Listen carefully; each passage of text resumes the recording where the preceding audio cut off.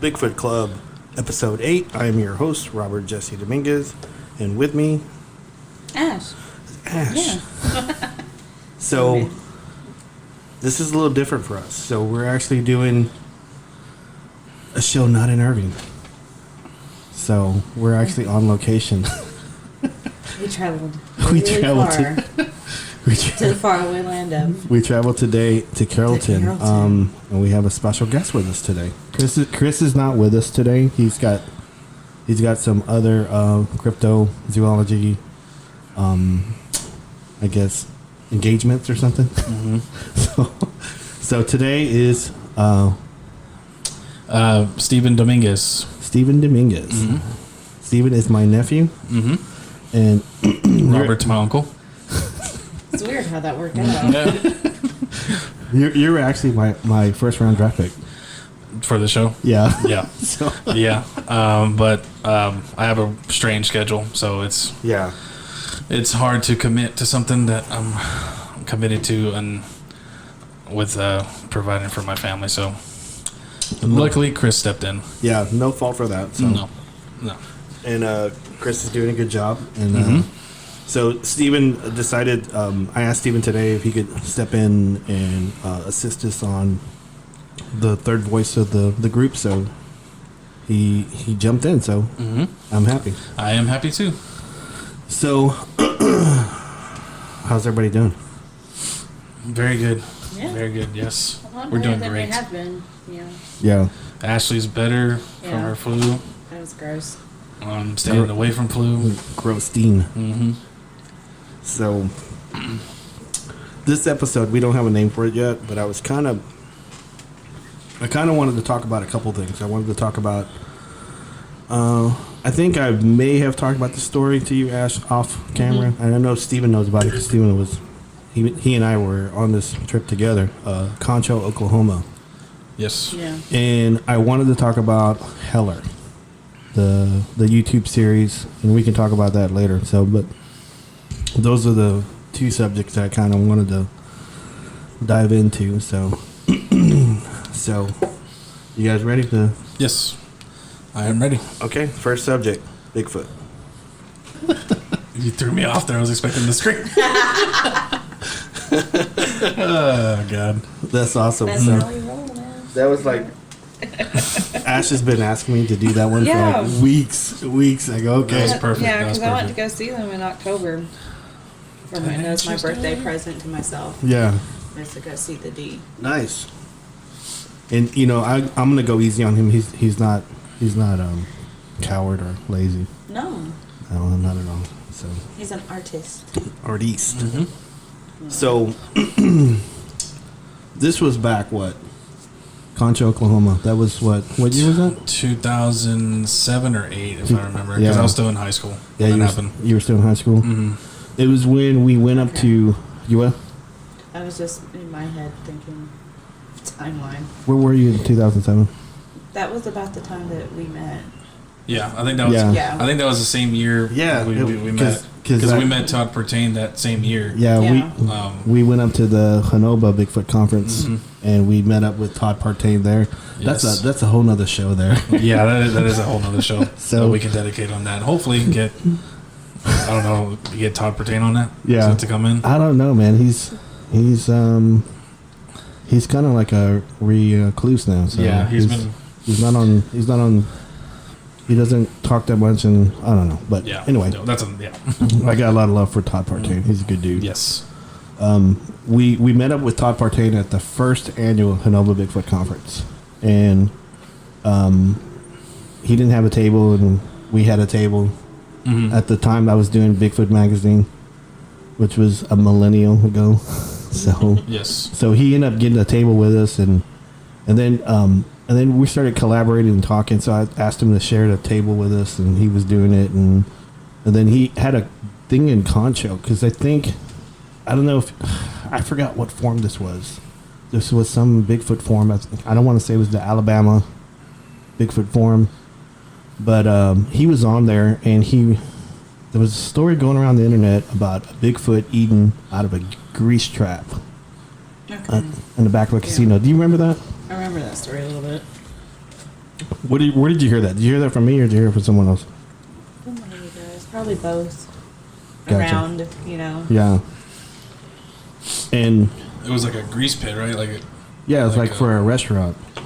Yeah, I remember you said that there was like a video. Yeah. I don't know if I'm supposed to say that. No, that's fine. Okay. We were going to get to that because on the chat forum, it was somebody, I think it was Michael Sulfur was on it, and Todd Partain I wasn't on this forum at all. Todd brought this to me.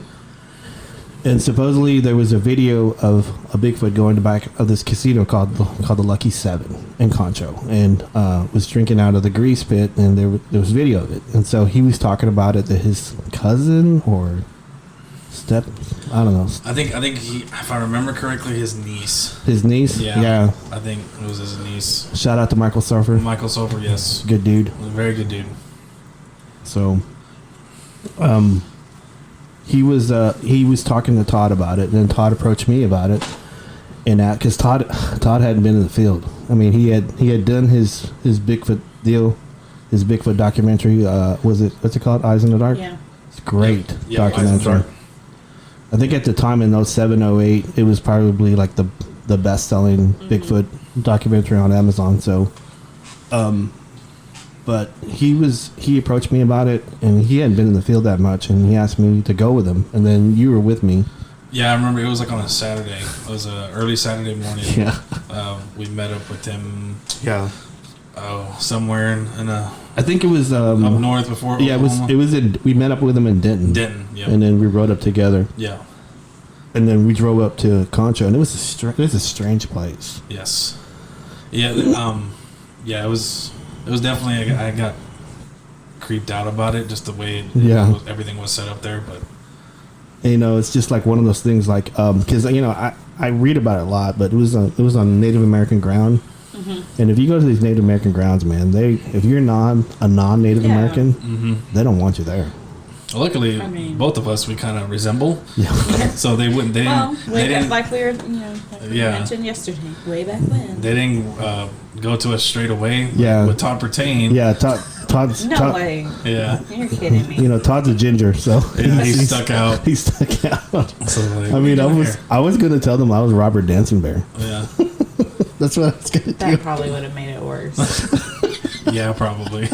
Just a little bit. Robert Dancing Bear. Yeah. Because I'm not a skinny dude, man. I'm not a skinny dude, so. Man. But you like to dance. Yeah, I can pop lock. Pop, yeah. Pop. And I turn it there on. You go. See?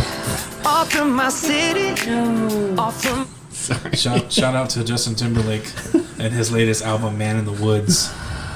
So nice. I like that. Our latest album. So on this story, it was kind of odd because we hook up with Todd, and we drive up to Oklahoma City. Then we drive over to Concho. I think that is. Let me see here. I think it's like southeast. No, it's southwest of Oklahoma City. And it was like really rural, and we pull up, and it was like Indian Bureau of Affairs officer waiting at the road, and I think before that there was like a security officer waiting at the road, and so we drive up to the Lucky Seven, and I guess his niece didn't want to come out, didn't want to talk to us. Do you remember that? Yeah, she said. I remember him saying that. Yeah, she would like to meet us and. At some place, and I guess she was gonna talk to us or show us. Yeah. And then quickly backed out. Yeah. And he was like really embarrassed. I think he was really embarrassed, if I remember correctly. Yeah. It was like I was trying to tell them. I said, "Man, I don't want the video. I just want to look at it. Yeah. Just let us look at it. We just wanted to observe what this thing was. Yeah.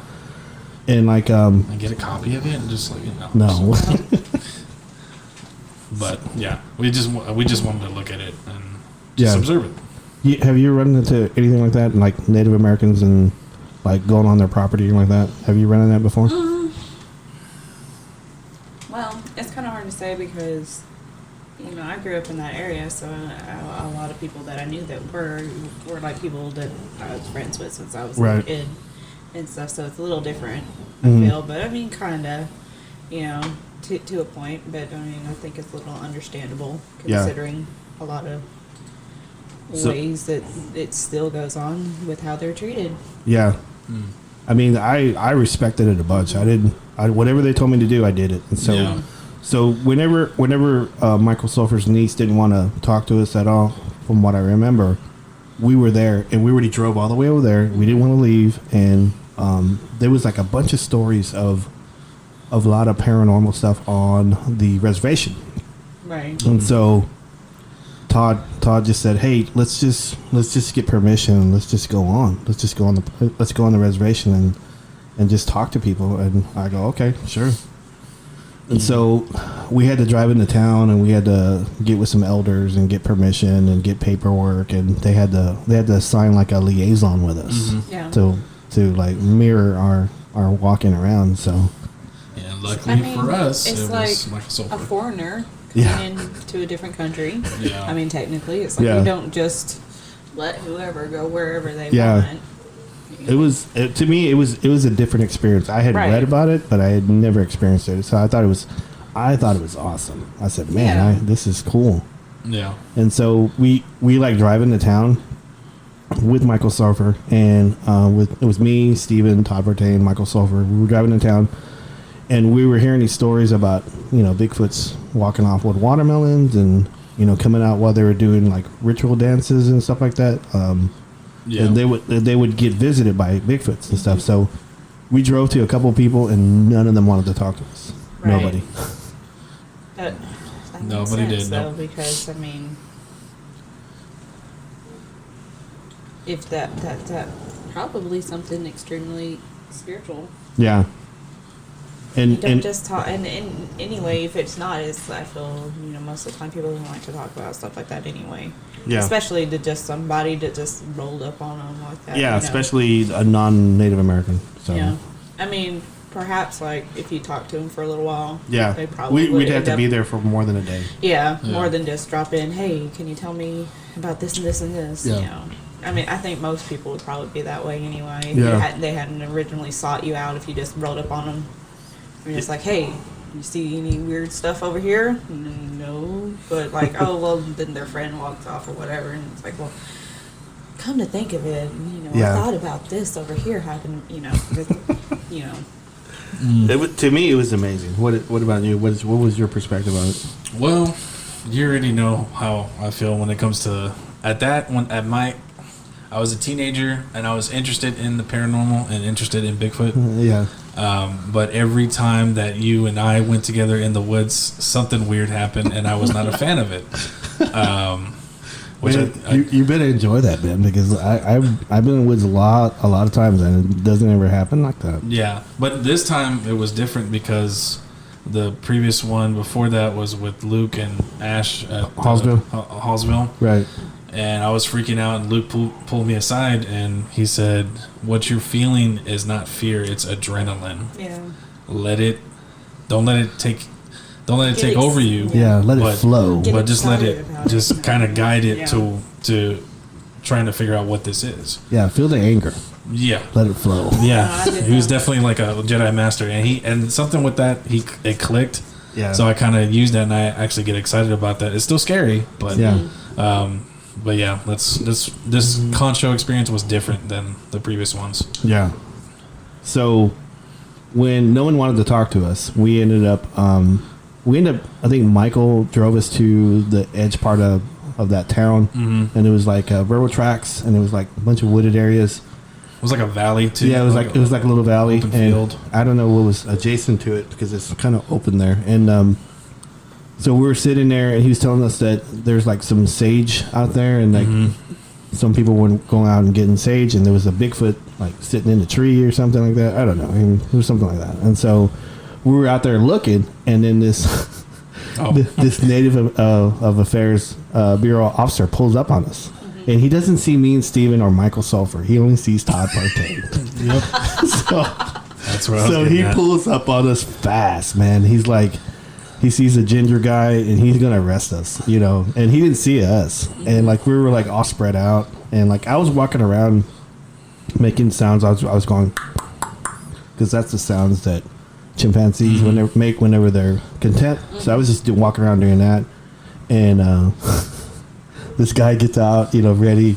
And he sees us, and then like we see him talking to Todd, and we all converge like right away. Like, oh no, we need to go back up Todd. So I think he told us later on that his intentions were to arrest Todd and pound us, and you know get money and get money into the town and stuff like that. So we showed him our paperwork, and Michael talked to him, and then he started talking to us.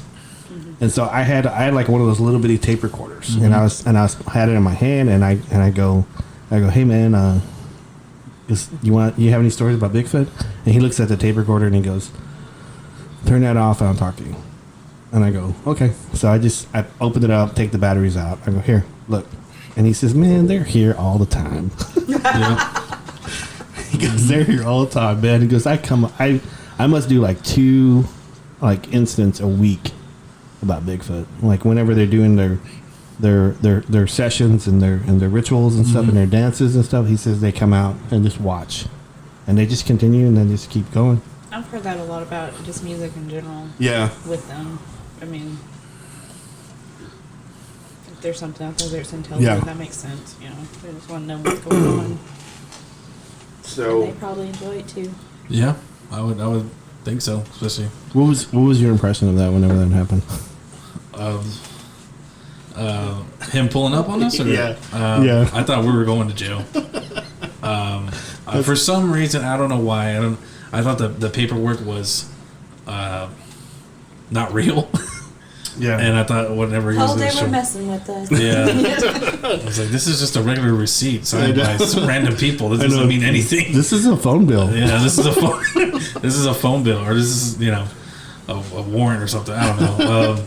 But just give the Mexicans something out of the trash. I thought we were somewhat okay because we were like, we could have easily said, oh yeah, we're Native American too, But no. You know what's really funny? I don't think I've ever told you this, but when we were there, I was wearing a camouflage jacket that I first got when I started doing Bigfoot stuff, and then I was going to Kenny's cabin like the weekend before. And Kenny, he likes to smoke, right? I think I know where this is going. You told me this. He likes to smoke a lot, and so he had these little bitty roaches. Okay, and he was like so drunk or so high. Sorry, Kenny. And he was telling me, "Hey, hold this, Bob. You don't judge. Hold this, Bob." No, I wasn't judging. I go, "Hold this, Bob," and so I was grabbing them and I was putting it inside my jacket. So I had like 4 roaches in my. And when that Native Affairs Bureau officer wrote it, I put my hand in my pocket. I said, "Oh shit!" So what did you do? I threw him on the ground. Threw him on the ground. So, oh man. So I said, "Sorry, Kenny." What else can you do? Yeah, Kenny's good. He's got a stash somewhere else. Yeah, he has. Yeah, Kenny. So I'm not worried about that. But the medicals in Oklahoma now. That's all good. Yeah, but it wasn't in 2007. Well, nope. Statute of limitations. So it was pretty funny. So, and I think after that was it was getting late. It was getting late in the evening. Yes. Do you remember this part? Yeah. We were out there with that officer for a while. We were out there for like 2 hours talking about stuff. Yeah. I think he finally got us out and I think he said, "Don't come back here again" or something like that. And then whose idea was this to go? I think it was Michael, or he just said it. And no, it was my idea because they wanted to leave. Okay. It was getting dark and they wanted to leave, and so. Hell no, that's when it starts getting good. Yeah, of course, and so of course. So, I don't know what was the deal with them because they were, Todd wanted to leave and Mike wanted to leave, and so we were on the edge of the woods, and so it was getting dark, the sun was going down, and we only had clearance to be there that day, so I wanted to get as much stuff I could that one day. So we were sitting there and we were listening, and I don't think we had a parabolic. Did we have a parabolic dish or no? Do you remember? I don't think we did. Okay, so we were sitting in Top Partain's. I think he had a Bronco. Did he have a Bronco? Yeah, it was like a 4-door Bronco. So we're sitting in his Bronco, And it was the sun's going down. We're on the edge of the woods. I get out. 6 or 7. Yeah, I get out. And I get out, and they were like Michael Sofer and Todd were still in the car. I get out, and I grab a big branch that was just broken. And Steven gets out in the car with me. Oh, yeah. What did Todd say to you? Or? So, yeah, you get out, and I was like, oh, he's probably going to do a tree knock or a yell, probably both. Yeah. And then I opened the door, and Mike and Todd were like, what are you doing? Mike, look, he sounded scared. He's like, what are you doing? I was like, well, if anything happens to him, I want to be there. And he was just like, giving me this look like that doesn't matter when it comes to these creatures. I just think about it now. I thought it was cool that you didn't even hesitate. No, that's why I said it was this Concho experience was different. The old me would have stayed in the car. Yeah. This one I was like, you know what, I'm just gonna let it flow. So hospital too. Yeah. So I get out. Should I go to town on the base of this tree? Just bang. I think you break it too. Yeah. You broke it. And was it I think it was maybe 2 minutes later. There was another tree knock from a distance. Mm-hmm. And I go, wow. I was like, oh, it worked. That was awesome. And then I did a yell. And then they yelled back. And then I wanted to stay longer. Yeah. Yeah. And Todd and them goes, let's go. Yeah, I think once Todd realized that, this is something, we're getting something calling back to, and then the coyotes were going crazy too, because after this response of whatever it was on it freaked Todd out. Yeah, it was pretty good, and I just don't, maybe they weren't ready for it. I don't know. No, I don't think they were. But I'm not judging him. He's a good dude. They just need to talk to Luke. Yeah, Luke say the same thing what he said to me. But it was a good experience. I really really liked it a lot, and it was one of those things that I'd like to go back, but we'd have to have a liaison to do it. So Michael's over. Probably be something you need to pre-plan. Yeah. Well into advance. Yeah, especially that one because I do not want to get arrested. No. But you should definitely contact him back and see if maybe his niece would want to talk now. Yeah, she might not even still work there, but yeah, at least she would know, maybe saw it or something. Yeah, so confirm it and say, yeah, I did see it. So I think from what I remember, I think they were saying, the people at the Lucky 7 were saying they didn't want non-Native Americans looking at the video. They didn't want anybody out there researching. Mm-hmm. They didn't want anybody on their land. So, which is understandable. Yeah, they just wanted to keep it within the circle. Keep it in-house. Yeah. So, and so many people are just really disrespectful too. Yeah. When it comes, just there's spaces like that. Mm-hmm. In general, I had that experience, not necessarily with this field. Maybe a little. People don't necessarily respect property lines and things like that, but that's kind of a don't ask, don't tell. But with the ghost hunting stuff, people just think they can go in anywhere. Yeah. Mm-hmm. Don't care to ask permission. Don't care. It's just historic sites and cemeteries and. They did it there. They get arrested. Yeah. So well, they should. And I'm happy we didn't get arrested. So yeah. it was a good experience. I really enjoyed it. I also wanted to bring up. Right, I think if I remember correctly, right across that street or down that street, Michael say that there was a big school that was abandoned, and he said that I think it was a hospital yeah, a clinic or something. He said it was abandoned, and he goes, yeah, there's rumors saying that inside of it it's a portal. Oh yes, to another dimension or another. And then I was like, after he told me that, I was like, oh god, that's right across the street from. Yeah, I'm being tested again. Bigfoot in. Yeah, because I think if I remember correctly, we tried to interview people. They wouldn't talk to us. Mm-hmm. We went to go look at that, and then we talked to the officer, and then at that point it got too late for us to go look at that housing area, and we couldn't. We had to. I don't think Todd had enough time to come back, and I think. No, it was supposed to be just a day trip for him. Yeah. We even got back extremely late, 2 or 3 in the morning. Yeah, it was a lot of fun. Oh yeah, it was. So, big ups to Todd Fortain and Michael Silver. Yes, big ups for. So anyway, you guys want to? Let's see here. Let me see how far we're in. We're 25 seconds in. 25 seconds. I'm sensing that's a joke. Inside joke. Yeah. Does that say 25 seconds? Yeah. For some reason, I was like, I was looking at the counter. I think on the first was it the first or second episode? I don't know. Second episode. Let's just say second episode. Yeah, it was the second episode, Yeah. and maybe the third, maybe four. Anyway, Second season. Maybe the 5th and 6th too. Yeah. so I was looking at the counter, and it was like we were like an hour and 35 minutes in, or something like that. So I said a minute and 30. We're in a minute and 35 seconds in. Yeah. So, That was the longest minute ever. Very long. which I thought was pretty funny. But, Yeah. we're 25 seconds. Yeah, we're like 25 seconds in right now. Okay. So. Not too bad. Yeah, because So- that kind of segues into the next topic anyway, doesn't it? Yeah, a little bit. Yeah, a little bit. So Synchronicity. we could Synchronicity. I kind of want to go into we can go into the paranormal stuff from here and just dedicate the rest of the show to the subject coming up. So Yep. So here we go. It goes hard.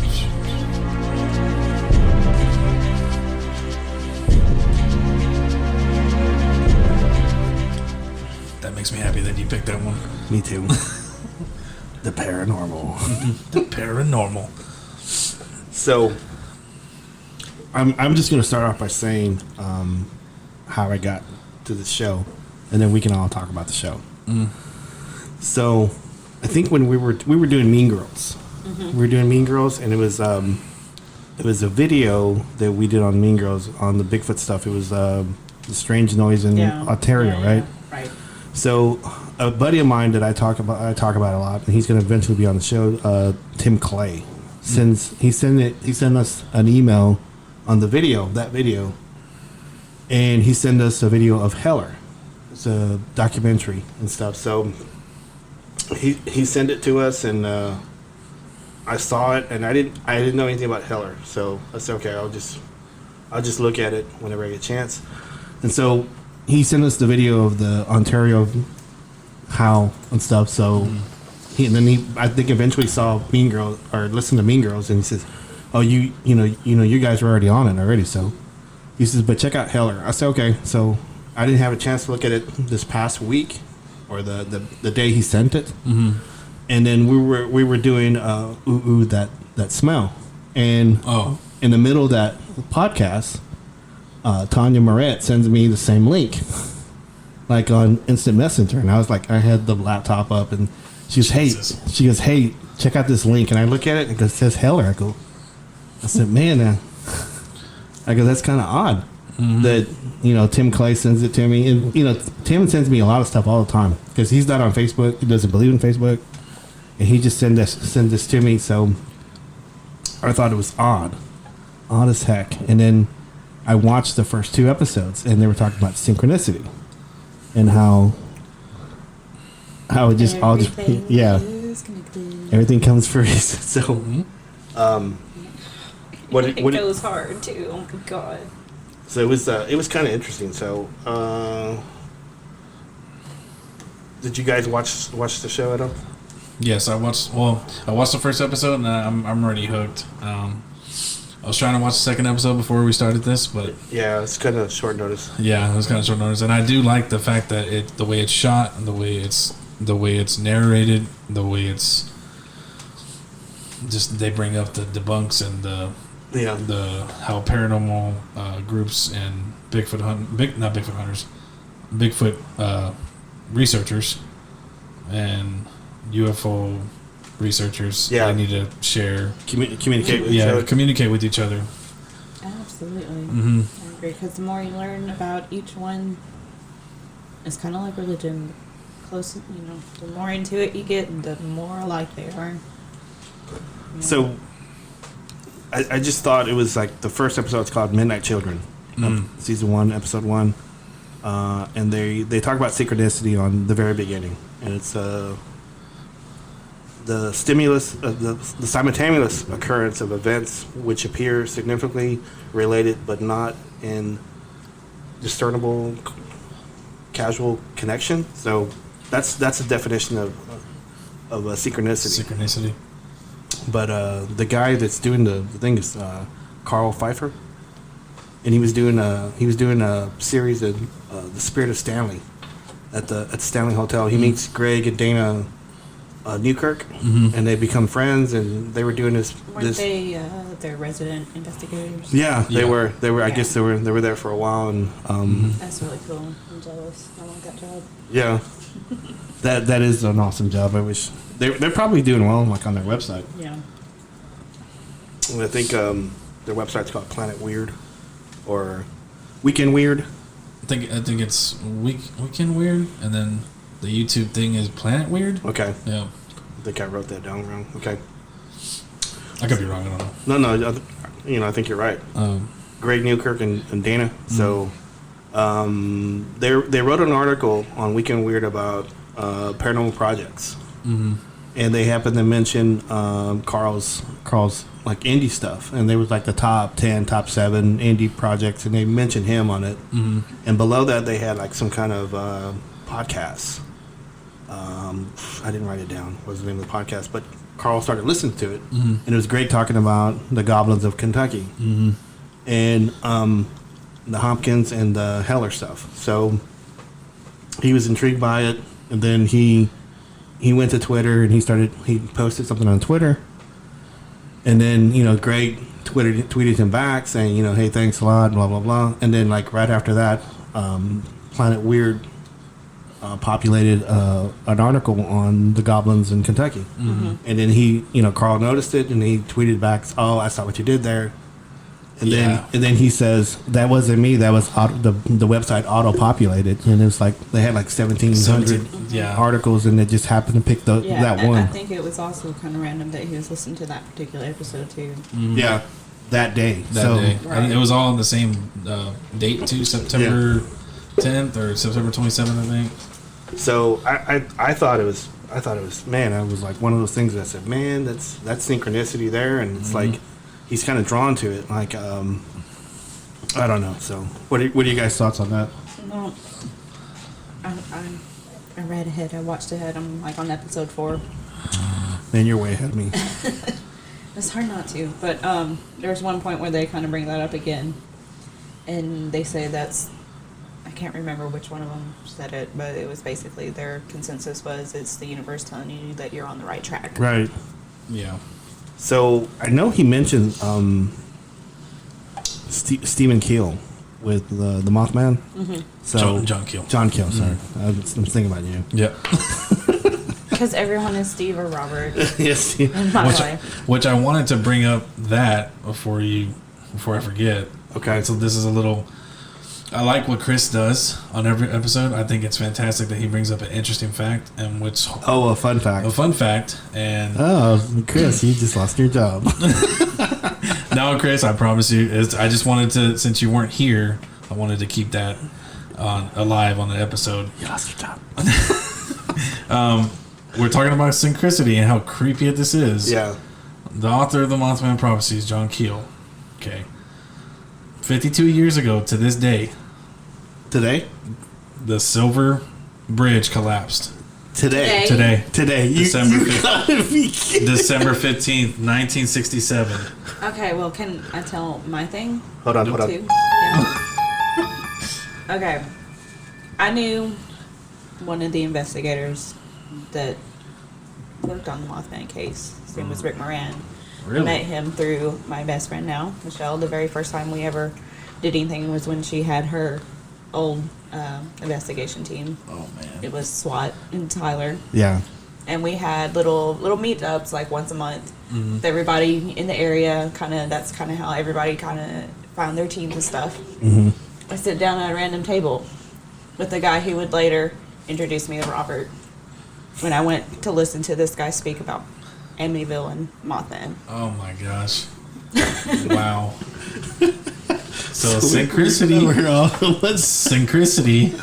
And I thought that was... Man, that was a good surprise. I because whenever... She told me today, she like messaged me from work and because stuff. I didn't know it was like, he didn't tell me anything about this show really except for like the first episode, and then when it got into it I was like, shit. Yeah. So it whenever freaked me out a little bit. Robert kind of threw a curveball at me today because I thought I was just gonna do my random things of putting the boys to bed and what the hell? And then he was like, "Hey, I need to ask for a huge favor. Can we do the show at your place?" I'm like, "Oh, yeah. This will be my opportunity to get on the show." Yeah. So during that time, getting the place set up, I was like looking up interesting facts, something paranormal. That is weird. That's the first thing that came up was John Keel, and I was like, "Oh yeah, they mentioned it on Hellier." And I was like, Mothman Prophecies. And then that's whenever I said it before the show started. I said, what was the bridge that collapsed in Mothman Prophecies? Yeah. And you said the Silver Bridge. I was like, I looked it up. I was like, oh my God. Yeah. Rick Moran, in the movie part where he gets a phone call for Ingrid Cold.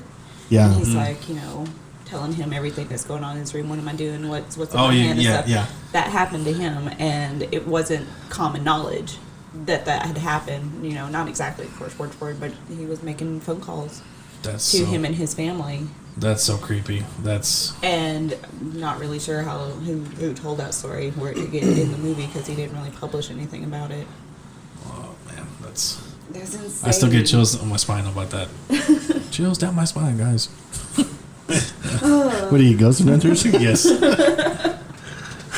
Did you scratch me? Impressive. Most impressive. Oh man. Sorry. But yeah, shout out to Chris there. I hope when he listens to that, he's like, man, that is creepy, and I hope that I didn't really take your job. I'm not trying to. Lost your job. Oh man. But yeah, I thought I had to share that. Yeah. Since we're talking about Hellier and they mentioned Synchronicity. Yep. And all that. I thought maybe you could have come up with something with the police or something. Synchronicity. That could be something in future episodes. Yeah, that's crazy. That's a good album too, man. Mm-hmm. Synchronicity, please. Great album, man. I was gonna say, if you got a text or an email from Ingrid Code, I was gonna flip. No. No. Yeah. But yeah, you were back to your story where you're It's from back Terry on. Wrist. Yeah. Oh, Terry Wrist. Yeah. We'll get to that too. Well, he actually, he was talking about that him and Dana met on. He was doing like paranormal stuff like when he was like 13, 14 years old. So was she, and they're on rival groups, and that's how they met. And he was doing like a website called Ghost Hunters Incorporated, and I think he moved to Seattle, and it kind of died out, but he still kept it because he liked it. And then eventually, like some years later, he got an email from someone by the name of David Christie. Yep. In Kentucky, and he was going through some stuff, and he was I think he was asking for help. Yes. And so he was I think he was being directed. He reached out to some friend of his that knew was it Wrist? Yes. Terry Wrist. Terry R. Wrist. And so this guy couldn't help them. He was like retired, or he hadn't done this in a while, and so he gave him Greg Newkirk's stuff. And so he reached out to Greg and sent him a long email. So I thought that was kind of neat. Yeah, that's So synchronicity. So I know he was talking about these little bitty creatures and goblins, and I think at first he was kind of like skeptical, and he was whatever, Yeah, he thought it was like a prank. Yeah, or, something like that. So yeah, or one of his friends, messing with him. So just wanted to check something really quick, so you guys can talk about that if you want. But yeah, what I did like about it was how eerie and creepy it is, but it's not terrifying. But it is. Mm-hmm. Yeah, I mean, I think it's that weird. aspect that they don't know what the hell it is makes it Yeah. scary. But also, I mean, the stories that came from this guy, I said, if that was happening to me, of course, it would be terrifying. But it Yeah. also seemed like they weren't overly malicious. It just seemed like I guess, not entertained, but yeah, just like trying curious. to get their attention Yeah. and looking in and trying to see what this is, and Yeah. marks of intelligence of some sort. I feel like if it, they did say it got our dog later. But didn't it say it took the dog? So that's kind of. But they never said they what don't happened. Necessarily know that that's what happened. Yeah, the dog could have just ran away. But and then again, they might not understand that a dog is a pet and not a meal. You know. Yeah. What I mean. Yeah, because they are creatures. You know. What do they eat? What have they been eating? We'll get to that. Yeah, I was actually looking for the audio from David Christie. Oh, where he's talking about the story. Yeah. It's very. If that's him talking or someone else, it's very. I assume it's probably somebody that they hired as it goes along. I can't seem to find it. It's alright. It's alright. I'll be alright. Yeah, be alright. We'll manage. This is a chance for the listeners to go out and actually go and watch it and listen, because it really is a really terrific episode, and I'm glad it's not a simple 15-30 minutes. It's an hour of information that's real important, and it's pretty good. It's pretty well paced too. Mm-hmm. You're not bored. I was not bored of it at all. What really got me and what really got my hair standing up was what eventually he was sending them pictures of the footprints. And I know you and I were talking off show about this, and when I first saw it, the footprints, the three toes footprints, I saw it before they even said anything. I saw dermal ridges right away. I mean, it's pretty defined. It's unique. That, and my hair was standing up whenever I saw that. I said, "Oh my god, that is awesome." So I know nowadays anybody can do dermal ridges now because it's like so rampant, talked about, and everybody, like in the early 90s or in the late 90s, early 2000s, no one ever talked about that. Mm-hmm. But they talk about it a lot now. So, but that really caught my eye, and then like there was like pictures and stuff, and the pictures were kind of, I don't know, blurry and stuff. It was like a goblin SWAT. Right, those like through the window or through the screen door. The profile and stuff. So is really washed out. But they tried to say that the original part that happened in where was it? In Hopkinsville. Yeah. That they glowed, and that's what they were trying they were kind of glowing a little bit too. Yeah. For the pictures. So, and I think once he like said, okay, we're in, we want to do it, the guy just he stopped. He kind of stopped communicating with him, and I think he was assuming that and then eventually he wrote back, said, hey, I'm going to leave, and I'm going to go back there for 3 more days, and he took more pictures, and he had a ruler, and that way he could see the actual size. It was actually small. Mm-hmm.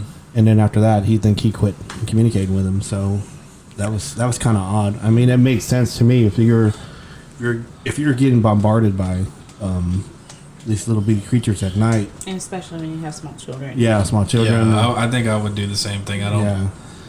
As curious as I would be, I would want my family to be safe no matter what. Yeah. I don't even care.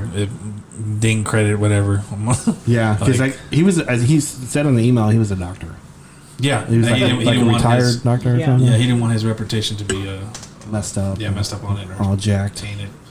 So, I thought it was interesting. And then it died down for a while, and I think he got in contact with, I can't think of the lady's name, the Hopkins one, the 1955 one. Mm. She was the last member alive. Yeah. I can't remember what their last names were. I don't either. And I didn't. I remember her family member's name was Lucky. Yeah. That got a shot at one of them. Lucky. Lucky 7, anyway. Yeah. Hey. Chris said hey. So, but I think on that part, he was doing another project with someone else about caves. Because I think toward the end of the thing, they were. What was that noise? That was a devil. Oh no, that was the ice cream maker. The devil. Yeah. The devil in the freezer. Mm-hmm. Oh, it's a portal. There you go. See, it's a portal. It's a cave. It is cool. But they were talking. I think before the stuff stopped, that when he was looking at the Hopkins stuff, that it was on. I think it was like they said it was an alien craft that crashed, and then these creatures were coming out. 1950. Was it 1955? Yeah, and then they were going into caves and stuff. I got something that's pulled up right in front of me. Go ahead. It says there were dozen eyewitnesses to this incident, which included 2 families present at the farmhouse and other areas. Most significantly, the witness includes several local policemen and state troopers who saw and heard strange phenomena such as unexplained lights in the night sky and noises the same night. 7 people present at the farmhouse claimed that they were terrorized by an unknown number of creatures similar to gremlins, which have since often been referred to as Hopkinsville goblins in popular culture. They described them as 3 feet tall, with upright pointed ears, thin limbs. Their legs were said to be almost in a state of atrophy, long arms and claw-like hands or talons. Yikes. Silvering color, almost as if they're wearing something metallic. See, that's one question that I kind of came to. Yeah. Because that's a common theory, like with grays. Yeah. That what we see is not what they look like, that's a suit. Right. So Right. like with a big head with like goggles or something. And that's kind of, most of the pictures they show or how they describe, that's kind of what it seems like might be going on there. Yeah. There's possibly extraterrestrial or from somewhere else. They can't breathe our atmosphere. Or, I saw this a couple of weeks ago on Facebook on one of the paranormal groups that I'm in. Somebody posted a picture of these baby owls that were in the. I was just pulling that up right now. God damn it! That's so weird. And like they didn't have any feathers. Yeah. And they were like real thin. And they had big eyes. Is that the picture you showed? The snowy owl. So that's A why barn I was leaning towards that. Like it could be, one could say, like, oh, that's debunked. Yeah, they're just probably looking at baby owls, but Baby owls are a lot smaller than 3 foot tall. Yeah, not with that type of footprint, and if they're trying to peek in the window and trying to, sure, but they're babies. And I was right. They did base ET on that. Because that's what I thought of when they showed the footprints was, because that's what ET's feet look like. Oh, okay. It's the 3 toes. And which also came out December 15th. No, I'm just kidding. that would have been really smart. Yeah, I'll be like, okay. It's not even funny anymore. The lucky 7 closed today. Gosh.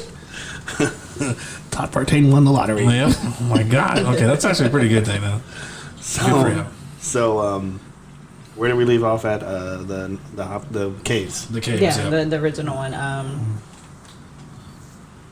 Says families returned to the farmhouse with the Sheriff Greenwell and 20 officers, and the occurrences have continued. So they said that the officers reported evidence of a struggle and damages in the house, as well as seeing strange lights and hearing noises themselves. Witnesses also claimed that they had used firearms to shoot at the creatures with little or no effect, and the house and surrounding grounds were extensively damaged during the incident. Wow. To shoot at an alien, I don't know how to feel on that. Throwing rocks and tearing my shit up. Yeah. Yeah. But it makes sense that if they're staying in these caves. Yeah. I don't know how long. I don't know if they said it on the episode or episode 2 how long the caves are. They're basically kind of. They show maps. They show a map, but I didn't and hear. And they're basically look kind of infinite from Kentucky to like northern Arkansas. And Vermont. Yeah, all around that area. The Appalachia kind of area. Now, I haven't seen that part yet. I haven't got that far, but according to Tim Clay, and he's pretty reliable. He says that some of the caves he thought were going to Brown Springs. Yeah, it looked like I'd have to look at an actual map and zoom in because they just kind of showed it above, to get specific. Maybe they showed on episode 4, episode 5. I don't know. You think Sasquatch and them use that as a road too? Yeah, and they kind of, and I think it was the 3rd episode, they kind of start out there in the woods, and stuff that starts happening is very, very much like an incident. With the Bigfoot. There's knocking. And you can say that now because you were with us when that happened. Yeah, rocks being thrown, tree knocking, branches breaking. Eyes if you're a truck driving by 80 and then going to 0. And then back to 80 really, really fast. Yep. I can't remember what episode it was, but I know I think it was maybe 4 or 5, but I was talking about I had talked to over the phone with a Caddo elder, and I asked him, what was the name of Bigfoot in Caddo, and he said they didn't have one, and he believed that their ancestors came from the underground, and and they when they came out, they didn't look back, and if you look back, that was called the Bigfoot, the darkness. So they didn't really have a name. So underground caves, maybe. That's kind of a common thing too. Yeah. Hollow Earth, and there were civilizations that were underground in like desert regions and things like that. That could also be kind of a metaphor story too. That's where we came from. Yeah. I mean, I think if I was back then and I was a Native American, I saw Bigfoot come out of a cave, I would equate it to coming out of the earth, and that's how I would look at it. I mean, literally, that's what's happening. Yeah. So that's interesting. So it kind of makes me think of what's that movie? Oh gosh. Now, The Descent. I know in the part of the show he was doing another project, and they were like looking into caves, and that's what got them into getting back up about talking about the caves and stuff. And then when they got back, they got an email from Terry R. Wrist saying, "Why did you stop?" or something like that, or something like "Why did you stop?" It was kind of cryptic. It was like the last word was like the last letter of the word was spaced out like on purpose. Yeah. Yeah, this was after they had gone into that cave where allegedly they did rituals. Was it not? Yeah. Right. It was supposed to be like a entrance to alien underground or something, and they couldn't get to it. Something. In some sort of sacred, allegedly a sacred space at some past, and there was like a rock there that looked like it had been placed and for like a table or a slab or something. Yeah. Which they didn't really show that. So I think the email said something about "Why did you stop?" I'll give you more information 1 week. And then it was numbers. Yeah. Well, he sends him a second email. The second email. Okay. And he tells them something about the third order's MIA. You have to in order to close one window, another one opens. when you close the door, a window opens. Yeah. Ink and black. Third order's MIA. Something else. I didn't write it down. Wasn't there something about 112? Yeah. Yeah, there was. Okay, here's a fun thing while I was looking up stuff. Oh God, no. For Rick, So the original address for the house in Amityville was 112 Oceanside. Oceanside Avenue. Yeah. I'm not going to be able to sleep tonight. No. What's her face? That's how we know we have a good show. Yeah. And for our listeners, they're probably going to be like, "Oh, well, thanks for that." Now I know they're gonna have their own their Pepe Silva chart. Like, I bought a cheeseburger and it was 112. Oh my God! They're gonna have you on. And later, in I think it's episode 3, it's the number 84. Yeah. It keeps reoccurring. Wow. That's not creepy at all. So I think at this point he was equating to the cryptic stuff to John Keel stuff, because John Keel was getting emails from what was it called, the international bankers, Yep. and they were telling him to stop. Yeah. And Terry he was was getting physical mail. Yeah, he was getting physical mail, and it was never like a return address, and saying, "Hey, you're getting too close, blah blah blah, stop what you're doing." Basically, it was the Men in Black. Yeah. Which all over Point Pleasant. Basically, after that happened. So, Terry Riss was telling him, "Why did you stop? You were so close, and But how did he know they're in that cave? I mean, I haven't seen the rest of the episodes. I don't know if Terry Riss continued to email him. I don't know. So I haven't got that part yet. So I don't think so. They found him. I think it's in the second episode where they talk about, or he's mentioned in one of the books. yeah. Yeah, it was something about the euphonauts or something. Euphonauts, Like yep. that? The euphonauts, Yeah. And it's like one of those.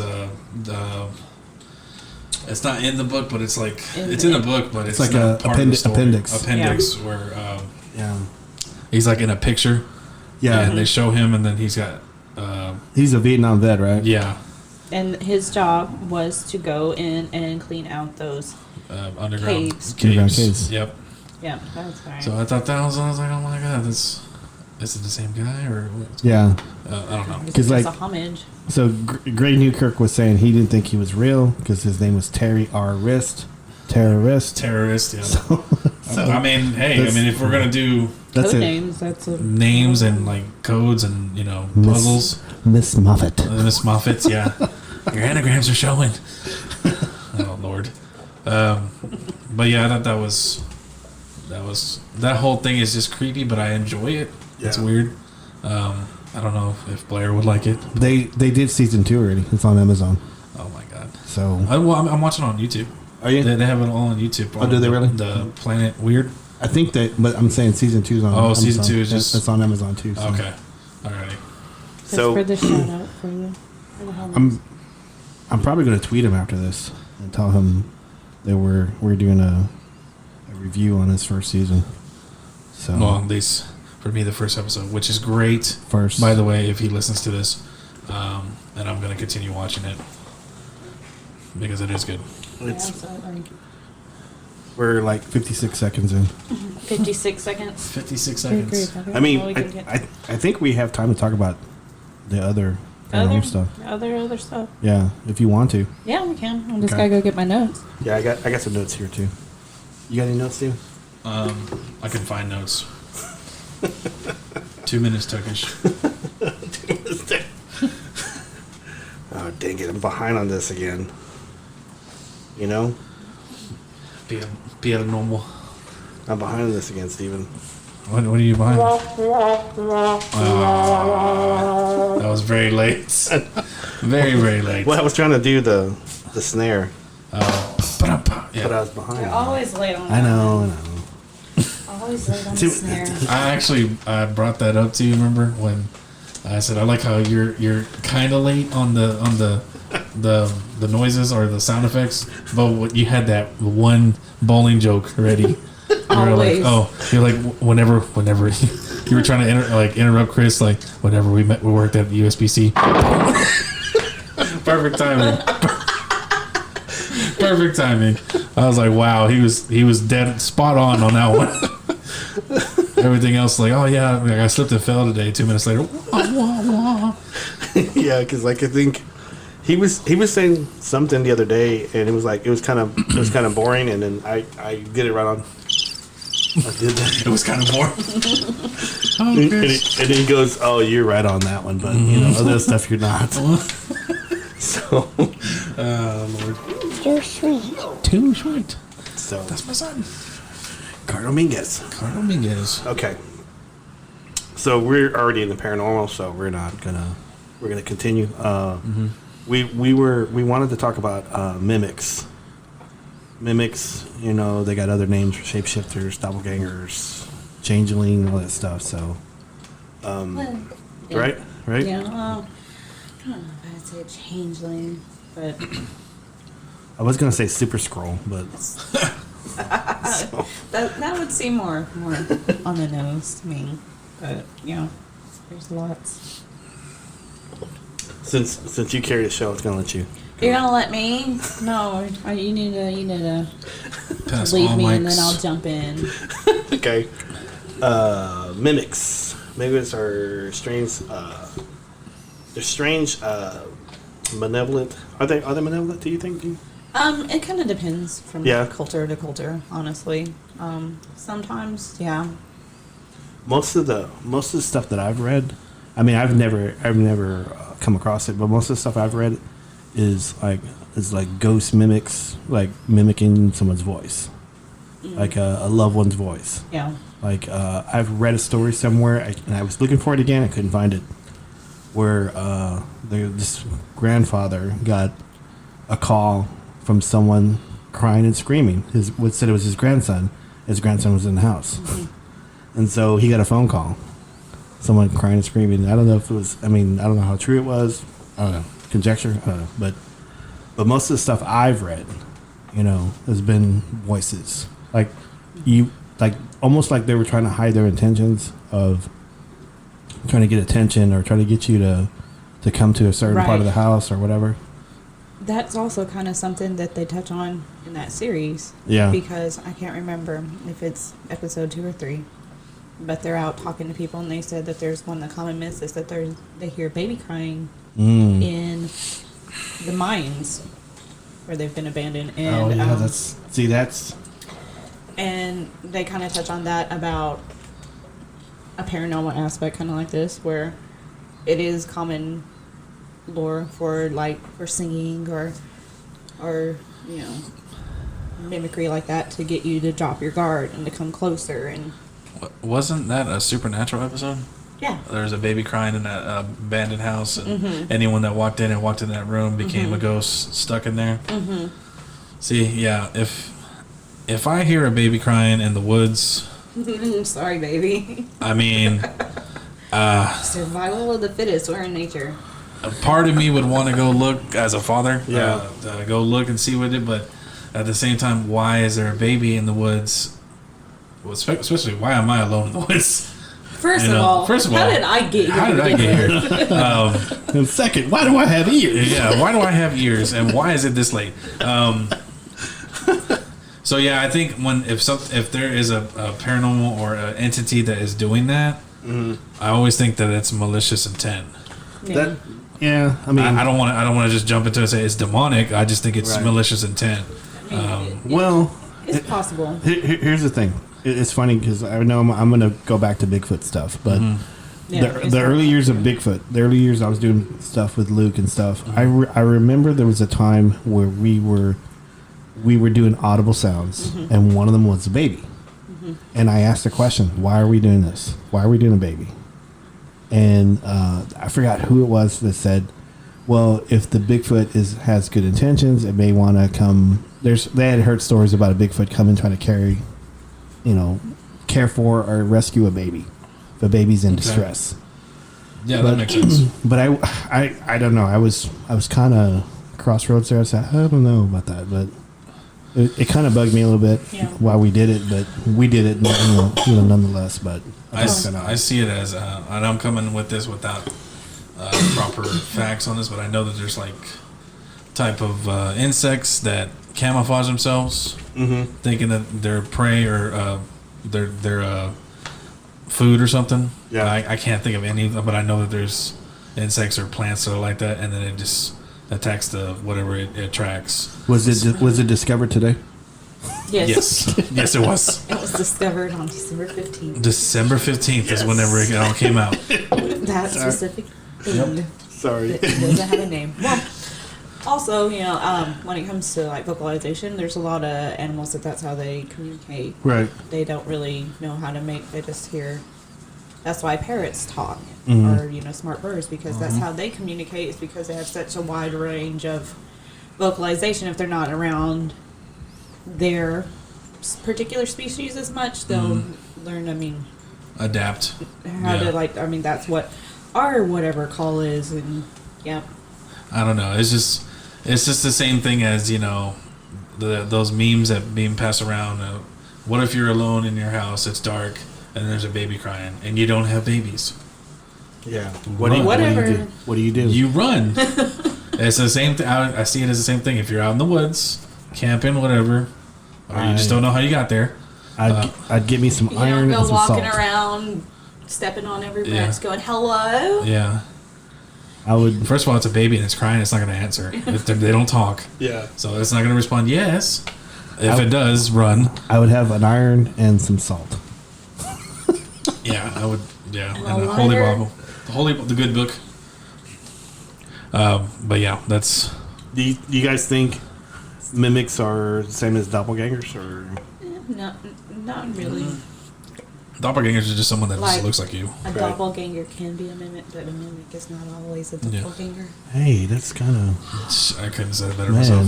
I just have an epiphany. Yeah, she discovered that on this day. I'm just curious because, whenever I look up mimic stuff on the internet, it brings up doppelgangers too. So. Oh. I mean, technically it is the same thing, I guess. But it's a German word. Yeah, doppelganger. It literally means double. Oh. Double gooer. So how would you say it in German? Doppelganger. Doppelganger. Doppelganger. It's got the little dots. Yeah. You know? Lost. So you don't think it's the same as what about I know you said earlier, changeling. Changeling. Well, I think those stories basically come from an excuse for parents to abandon their children if they're being bad or if they were born different. Is this like a European thing or a South thing or what? It's like a European thing, Okay. I think, more than anything, But, back a long time ago when babies were born different or they weren't well behaved or whatever, it was lots of superstitions. So this can't be my kid, so you get rid of it. Yeah. Just you. That's kind of cruel, man. It is. It's horrible, but Kind of like Spartans. yep, just like that. Throw them over a mountain. On the I don't know if you've ever watched what is that, Lore? It's on Amazon Prime. I pulled it up, but I've never watched it. There's an episode about a case that was really like that, where a woman was accused of being a changeling, and they murdered her because of it. Because she was kind of not the what you could Keep a conversation with. I guess she couldn't hold a conversation with you. She could. She wasn't like shrinking violet, not your total line, what a woman's supposed to be type person, Oh. And eventually they got into her husband's head about it. It's like, this is not your wife, because she got tired of putting up with the shit, basically, and he murdered her. Wow. Over it. Okay. Well, I think I have some notes on all this stuff. I think all the notes I have are stupid. Stupid notes. Okay. I got a lot of notes. And I was looking at them, and they don't make sense. I said, okay. On just the subject alone? Yeah, shapeshifters, doppelgangers, mimics. And it's almost like I'm reading a script or something. I know that can't be right. Well, I mean, It's something about, you do write stories, too. Once upon scripts. a time. So, What type of notes you got? I was just basically touching on several different versions throughout the world. For the most part, there are a lot of places like, again, the doppelgangers and fetches and Irish folklore. They're considered death omens or bad omens, and That's so fetch. not so fetch. That's just never going to happen, and that's why, because it's your evil twin, and it means you're going to die. Are you going to play it? I'm looking for Pause. Man. We're talking about Mean Girls. Yeah. Let's keep the subject alive on Mean Girls. Get in, loser. We're going shopping. Sorry, That wasn't it. That's the same. That's the same movie. Gretchen, But, stop trying to make fetch happen. It's not going to happen. and then I'm gonna be like Chris. I don't even know what fetch means. Said that every time. I don't know what fetch means. No, Chris, stop, Chris. I'm not stealing your job. Why does Chris have a voice of like a smoker? Like a smoking old lady from Brooklyn? I don't know. That's not his voice. He used to do tobacco. I think. Okay. He used to do Tobacco. tobacco. Back in the day. Back in the day. Sorry, I didn't mean to interrupt you. Sorry. But yes, in those sense, they are malevolent, often either seen as spirits or in full manifestation. Mm-hmm. It's something bad has happened, usually death, Yeah. And there's other ones, which I'm not going to. This is from Scandinavian folklore, so Nice. yeah. I'm not really sure how to begin to try to say this, but basically their version is where it is something that mimes your footsteps, your voice, your scent, Right. your overall appearance, and it precedes you. Like it kills you? No, it goes where you're going before you get there. Oh, And I so see. then someone's like, hey, I just saw you. Yeah. You're over here doing this, but it's Deja not vu. you. Basically, kind Deja of, vu. And they're also said to be connected with this. I have the word down here in Finnish, but it's basically the concept of where you think you hear someone walk in the room, you Right. see someone out the corner of your eye, think someone's there, they're not. They're not. Theory is Is it audible? Yeah, that it's whatever this is leading the person. You know, Right. you think that they're already home.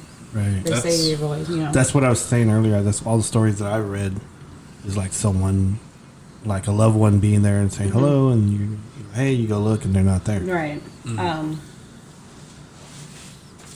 It was talked about in a lot of literature back in like the 1700s. Goat that wrote Faust. He wrote in his autobiography that he met his on the road riding a horse.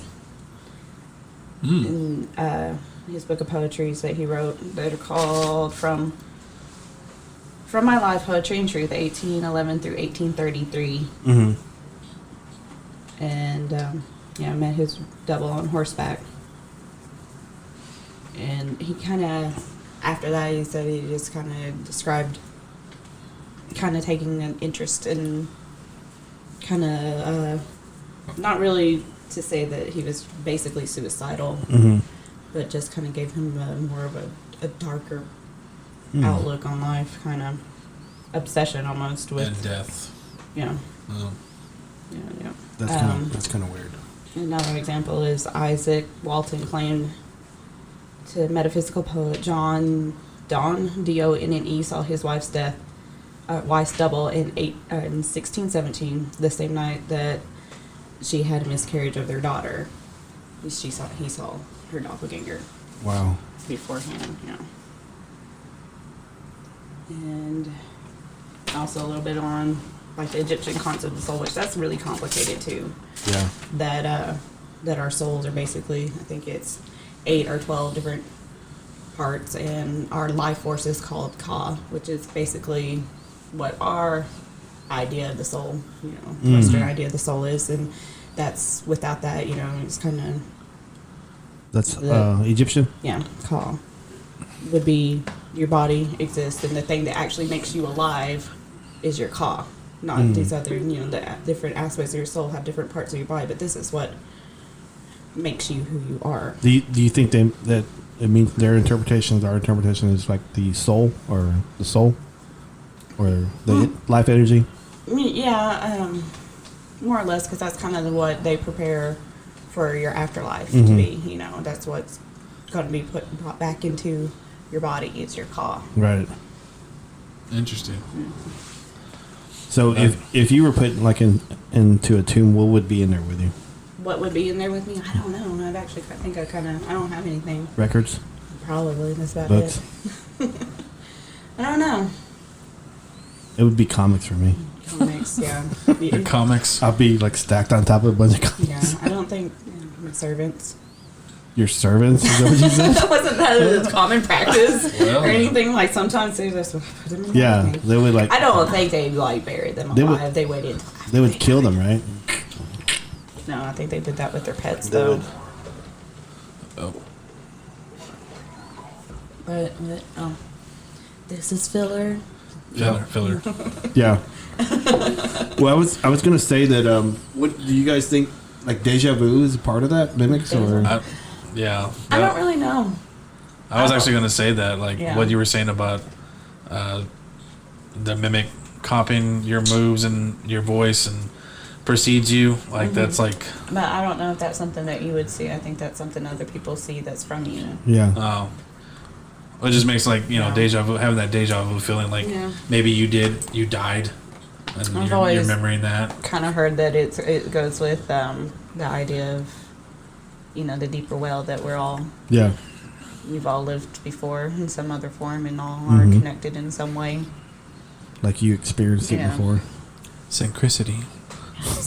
It does, and did you guys? I don't remember if it's in episode 2 where they start talking about Aleister Crowley's involvement with things that are connected to these that secret society and stuff. The third, was it the Third Order? The Third Order, yeah. That I think so.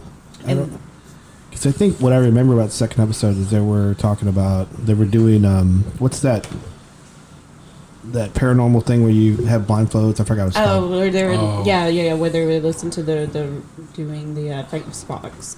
Yeah, spirit box. I forgot what it's called. There's like Yeah. it's an actual word for it, but I can't remember what it was because I've Too never dangerous used to it. say. Frank's box.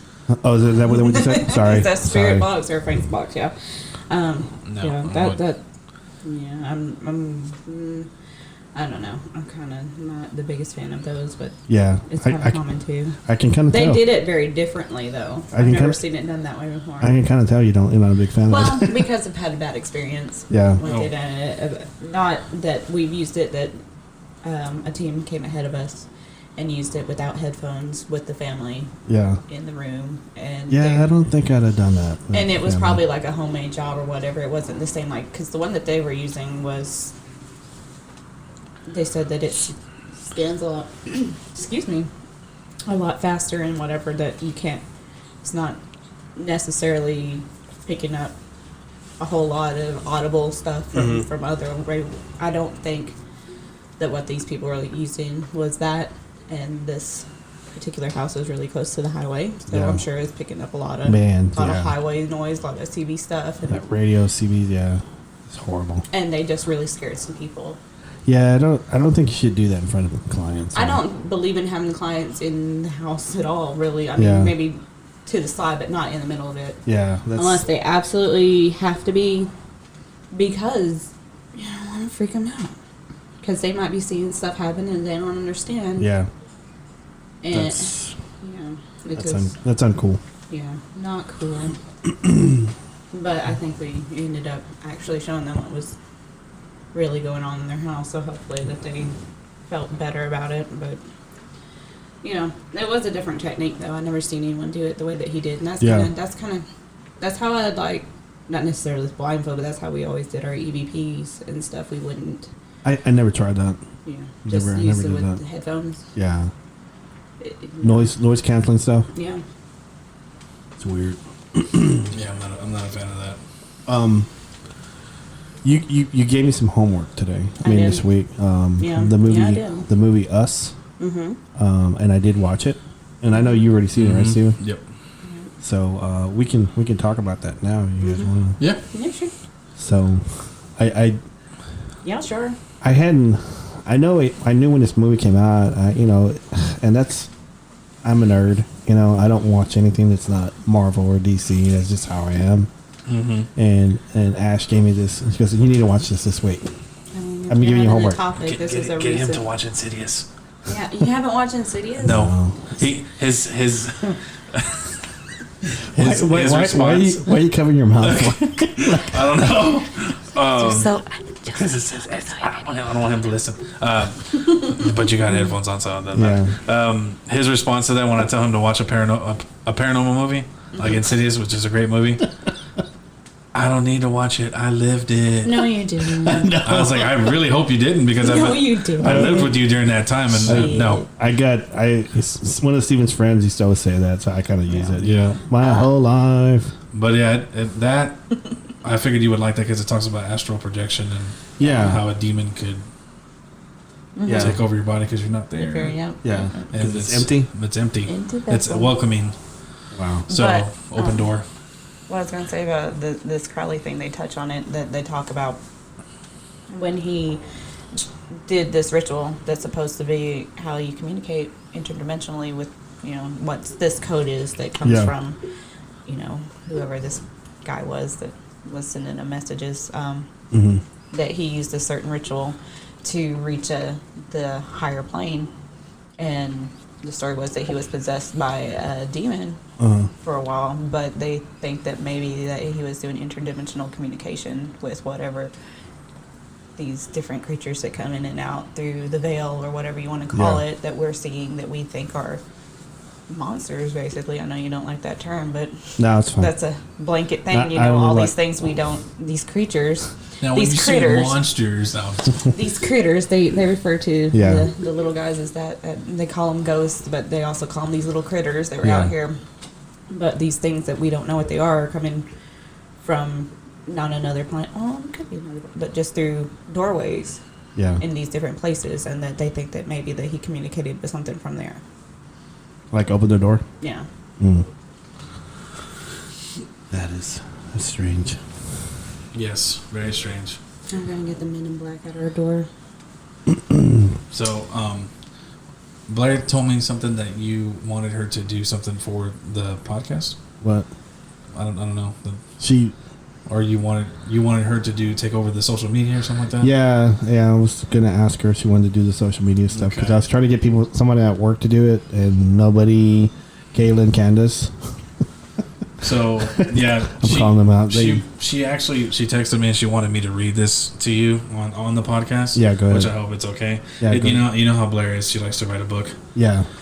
I love you. I'm sorry, but go. She put, if your 3 favorite topics are paranormal research, Bigfoot, and wrestling, this is your podcast. Robert Dominguez and his crew go in depth about their past ghost hunting and Bigfoot adventures. They mention frequently the most reputable people and sources in both paranormal world and Bigfoot world. That's fine. Yeah. If you ever have watched wrestling and thought of who the heck are these people and why do they do this, Robert can be the one to keep you up to date with the latest happenings in the wrestling world. I'm not the only one. I know. Well, but you are. Most episodes you will hear from Robert Jesse Dominguez, Ash Tucker, and Chris Collips. Chris Lee Collips. She put a question mark there. You're out of a job.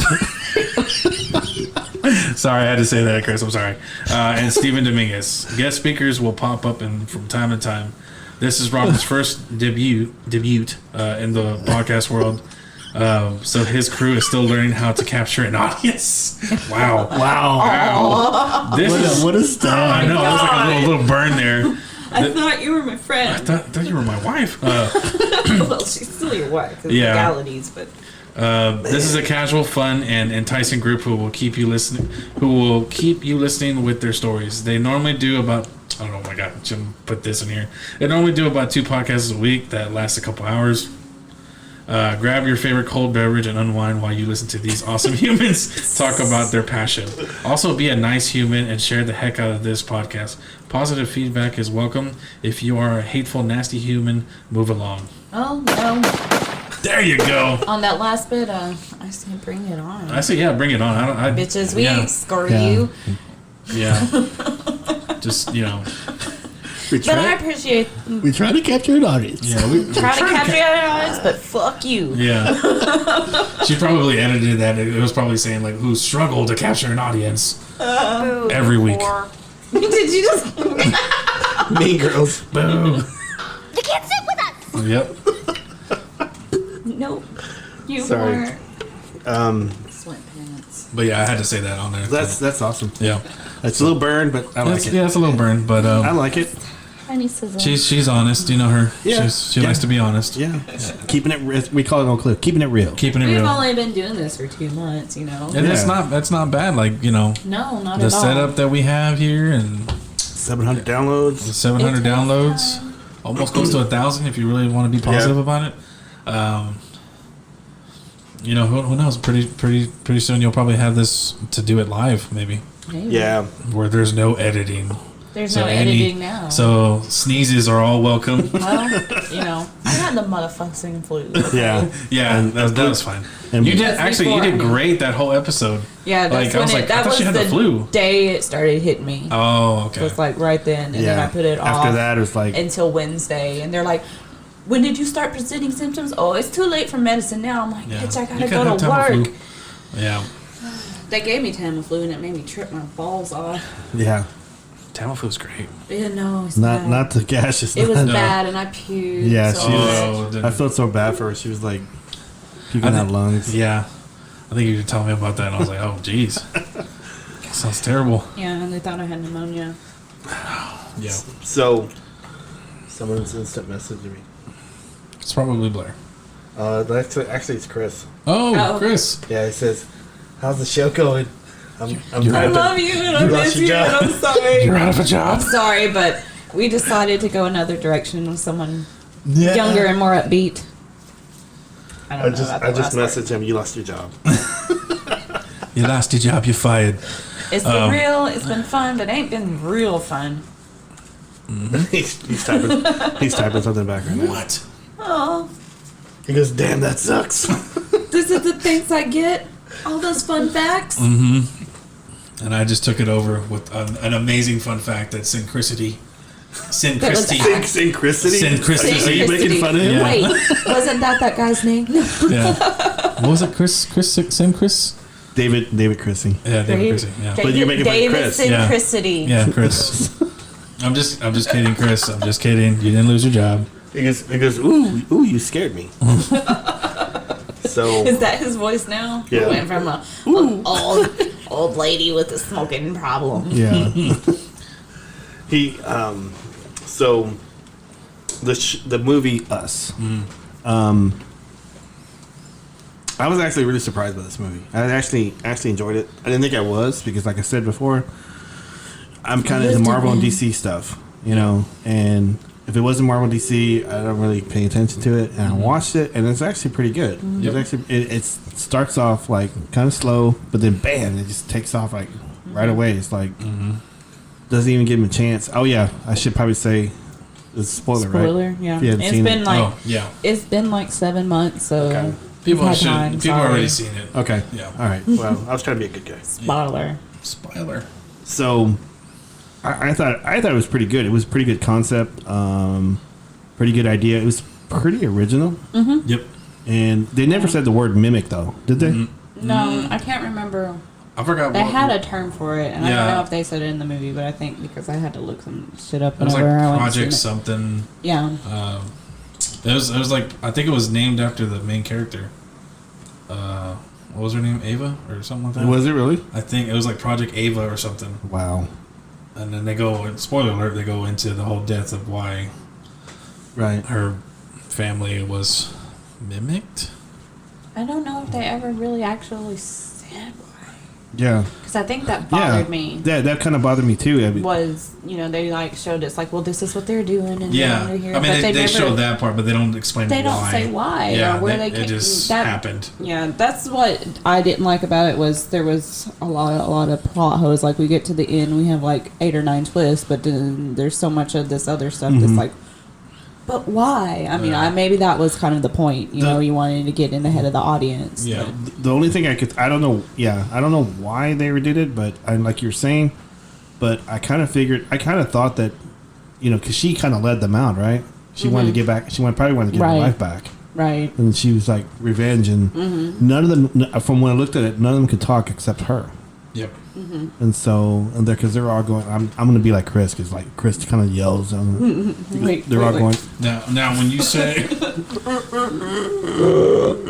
They're kind of doing that,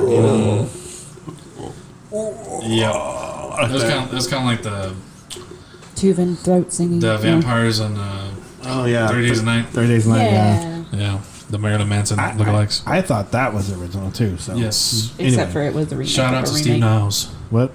Oh, 30 Days a Night. Okay, yeah. I was thinking of, what was I thinking about? Oh, something else. Interview with the Vampire. No, I Am Legend. Oh yeah. They kind of did that too, right? Yes, they did. I kind of wish that was not CGI, Yeah, that was a because little, that was a good story too. yeah.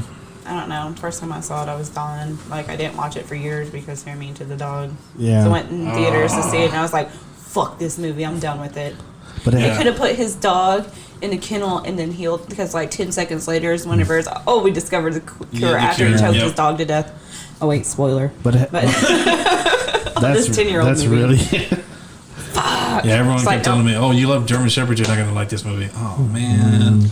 done with this. It's like, do what you want. Just kids. Pfft, fuck 'em. Yeah. Dog? No. Fuck them kids. Fuck y'all kids. Yeah. so. But So the movie Us, Us. bringing it back to Us. I've got 5 on. I mean, it was. I don't know. You were talking about it had a bunch of plot holes, and I thought it did too. But Towards the end, I mean, the movie as a whole was good. I thought it was original. Yeah. I thought it was kind of Very original. very dark comedy to it too. Yeah. It's kind of one of those where it's like, And it's that type of horror that honestly, it could happen. yeah, Because you never know with these government secret societies what they're doing. no So- doubt. Just like his first movie, Get Out. Get Out. That again. That was. I haven't seen that one. Yeah, that. I thought I don't it was know if better. you would like it. I don't know if you would or not. I'm not sure. But it's a very, very original. Yeah, it's very good. Is it like Thor? Is it like Thor? Let me think. It's the dark world of it, maybe. What would it be like in the Marvel universe? Spider-Man 3? No. That one was bad. We would never do that to you. No. Or I would X-Men say 3. if you watch that movie from the perspective that it is a Sam Raimi movie, he really, really likes the Three Stooges and the slapstick acts. It makes it better. Army of Darkness? Yeah, I think that's what he was trying too hard, like Army of Darkness 2. Yeah. Or, no, well, not Army of Darkness 2, but Evil Dead 2. Evil Dead 2. Yeah, which is my favorite of the series. But, yeah, I don't know. I don't know. I think you should probably watch it because I like his style of horror. It's very psychological. It's very psychological. Psychological, and I think Us is better than Get Out. That's just my opinion because I liked it was that type of paranormal. Well, I don't even say I don't know. Could you call it paranormal? Yeah, it's more sci-fi, I guess, kind of. Well, maybe I don't know. But I think Us is better than Get Out, but Get Out is still pretty good for his first movie. Did you say This Is Us? No, not This Is Us. Not This Is Us. No, don't get it twisted. Yeah, I'm not pulling on your heartstrings on that. You can get a different ride. Yeah, because I was gonna start crying. Yeah. Shout out to Jack Pearson. But I really liked it a lot. I thought it was like y'all say, it was dark. The little girl that was the middle daughter or the oldest daughter that was running. I thought she was a creep. I mean, even though the little boy was kind of creepy, crawling around. I thought she was creepy, just like the way with the little smirk, and then her running so fast. Useless. Yeah. Kids, man. Especially when they her opposite too. I really liked her. Yeah. When they break in and kill the first family. Yeah. Which, oh god, that's terrible. Like, hey, you're killing yourself, literally. Yeah. I know. Well, stop killing yourself. Stop killing yourself. Yeah. Stop killing yourself. Yeah. So, the whole idea of it was just, really terrifying. It was interesting in like the very end, because like I liked when how the story started. It shows the lady when she's a little girl. She goes to the boardwalk. She gets away. Goes to the little mirror funhouse. Yeah, and she gets lost in there, and she runs into her other self, and it stops. And then toward the end, it kind of reveals that she's actually not the real person. She's the mimic. She's the mimic that got out. So that's kind of crappy. Yeah. Did we really need that in the movie? No, that last twist. I was like, that was. I mean, that's a good twist. That's a good twist. Because honestly, it's Hollywood. They're running out of ideas. Yeah. So what is a good twist now? Yeah. What is probably like the best twist ending was probably 7. No one has ever done that. Yeah. So, and that's not even paranormal. The bad guys win. The bad guys win, exactly. Oh, so, yeah, I think it was pretty simple twist. Yeah, I think there was maybe just a step too far a few times, but I do think he was trying to mess with your mind. Well, to one up himself a little bit. Yeah. There's some parts that seem you can't be like Stephen King. You just can't. Yeah. Well, and it was just his second movie too. Yeah. I think if I watched it again, I'd probably like it better than when I first watched it because you usually pick up a little bit more stuff that. Yeah, because whenever I saw it, I noticed that they had there was always eating the rabbits, and I was like, is that Alice in Wonderland? Because she does fall to the rabbit hole. Yeah, that was a theme too in the first movie when in the opening scene when one of the first characters that goes missing was getting away. That's what the song was that was playing in the car that was chasing him down. It was talking "Run Rabbit," and there was imagery of that, and I can't remember. Oh wow, I didn't even notice that. Yeah. I guess he really likes Alice in Wonderland. Follow the White Rabbit. Oh, there you go. Yeah. There you go. I told Chris, I go, we're in the last 30 minutes of the show. He says, you mean 30 seconds? Yeah. Oh, he's not here. He's still making jokes. Yeah. Awesome. He's here with us in spirit and with Instant Messenger. Yeah. So he does say hi. He's not out of a job. Samant. Because I say it to him a lot now. Simone, he says, catch a tone. So Simone, catch a tone. So we are 1 minute and 34 seconds in. Not bad. Yeah. Not bad. Not bad for 34 seconds. It doesn't feel that way when you're talking about good stuff with good people. No. It says here that they use the rabbit is often symbolizes a symbol of rebirth. Wow. And A white rabbit? Or just rabbits in Just general. rabbits? And that was kind of to describe the intentions that the people underground wanted to start their new lives and can't find really where. Yeah. It's just talking about the first one. I know that was kind of a theme in the first movie too. I can't see why. But I think you should Yeah. watch that. Watch Insidious 2. Insidious. Should I watch that first or Insidious. the other? Get Out you can Get watch Out. later. It's not It's not tied into that? no. I mean, it's a what's his name? Jordan Peele movie. Yeah. I don't know. I really liked it, but it's just because I literally can't tell you anything about it. Yeah. But Because that is it's not at all going to be what you expect it Is to be. it a horror movie? It's more of a psychological thriller. I consider it a horror. Or A psychological horror. psychological. It just kind of depends on perspective. I mean, there's not a lot of boo-ah / kill. I would just say put yourself in his shoes and tell me how you would think. Yeah, exactly. Yeah. I would say Insidious. I'll watch that if you watch, Oh God. what's that Leonardo DiCaprio movie with the island? I already watched it. The Island? Did you watch it? Yeah, with Mark Shutter Ruffalo. Island. Yeah. Because Shutter Island, yes. Because I knew, those who don't know me, I'm a big Leonardo DiCaprio fan. And I haven't shared that story. yeah, so- you haven't. Please don't. Oh, I know that story. Oh no! Well, you might as well just bring it up now. Spoiler alert! I wanted my hair like Leonardo DiCaprio. That's all I'm gonna say.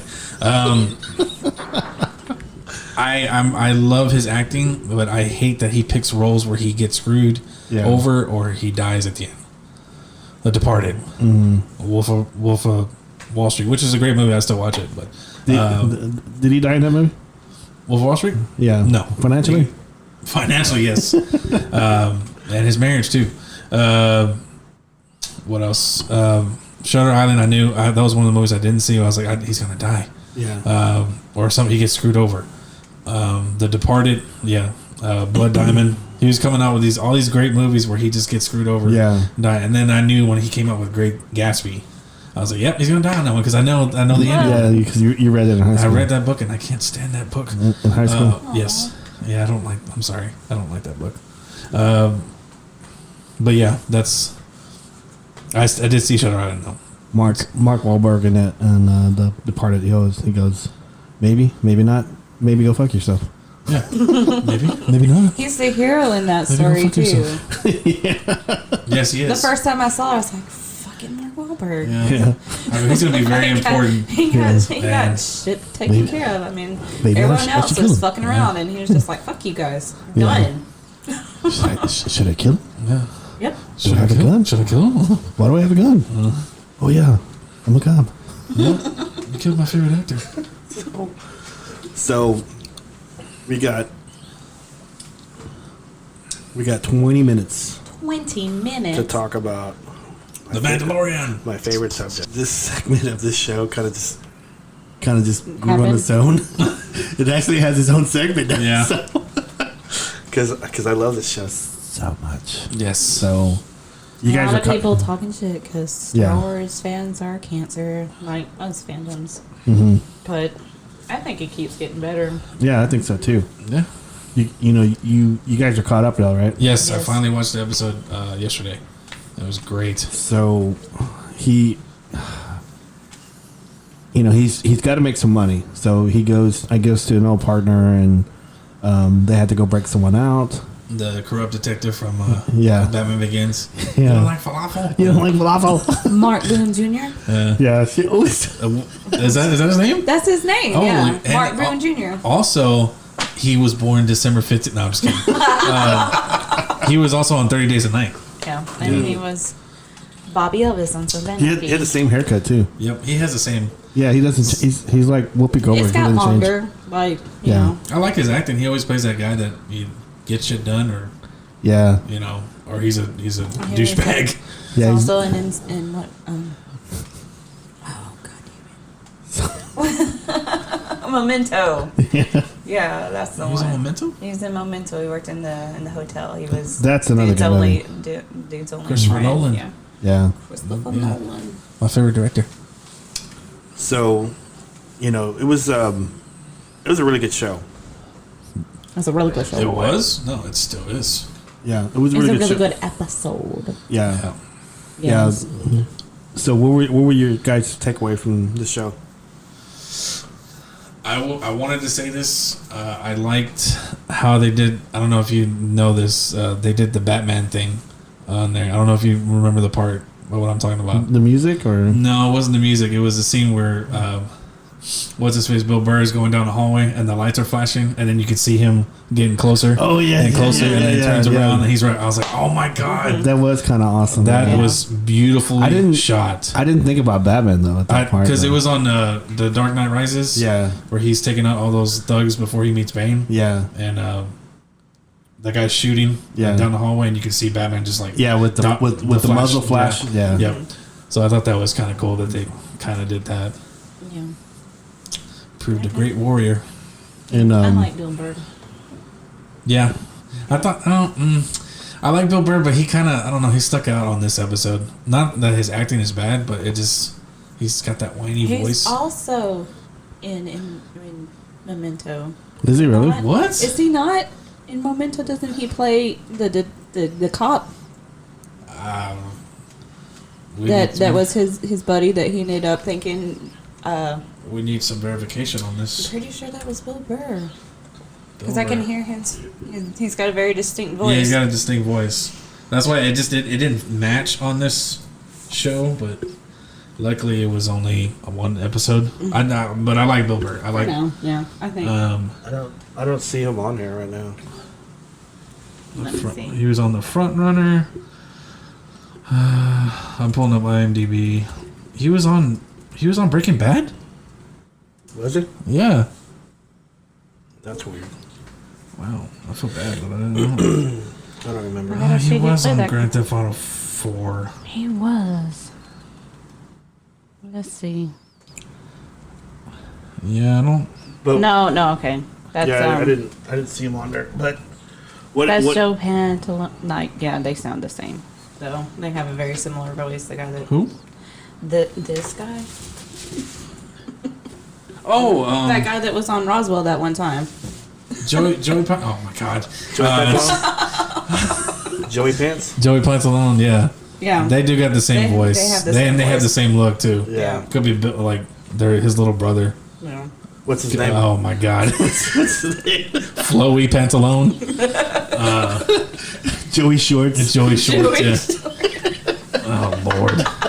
So Bill pajamas. I know. Freight tank top. I don't know.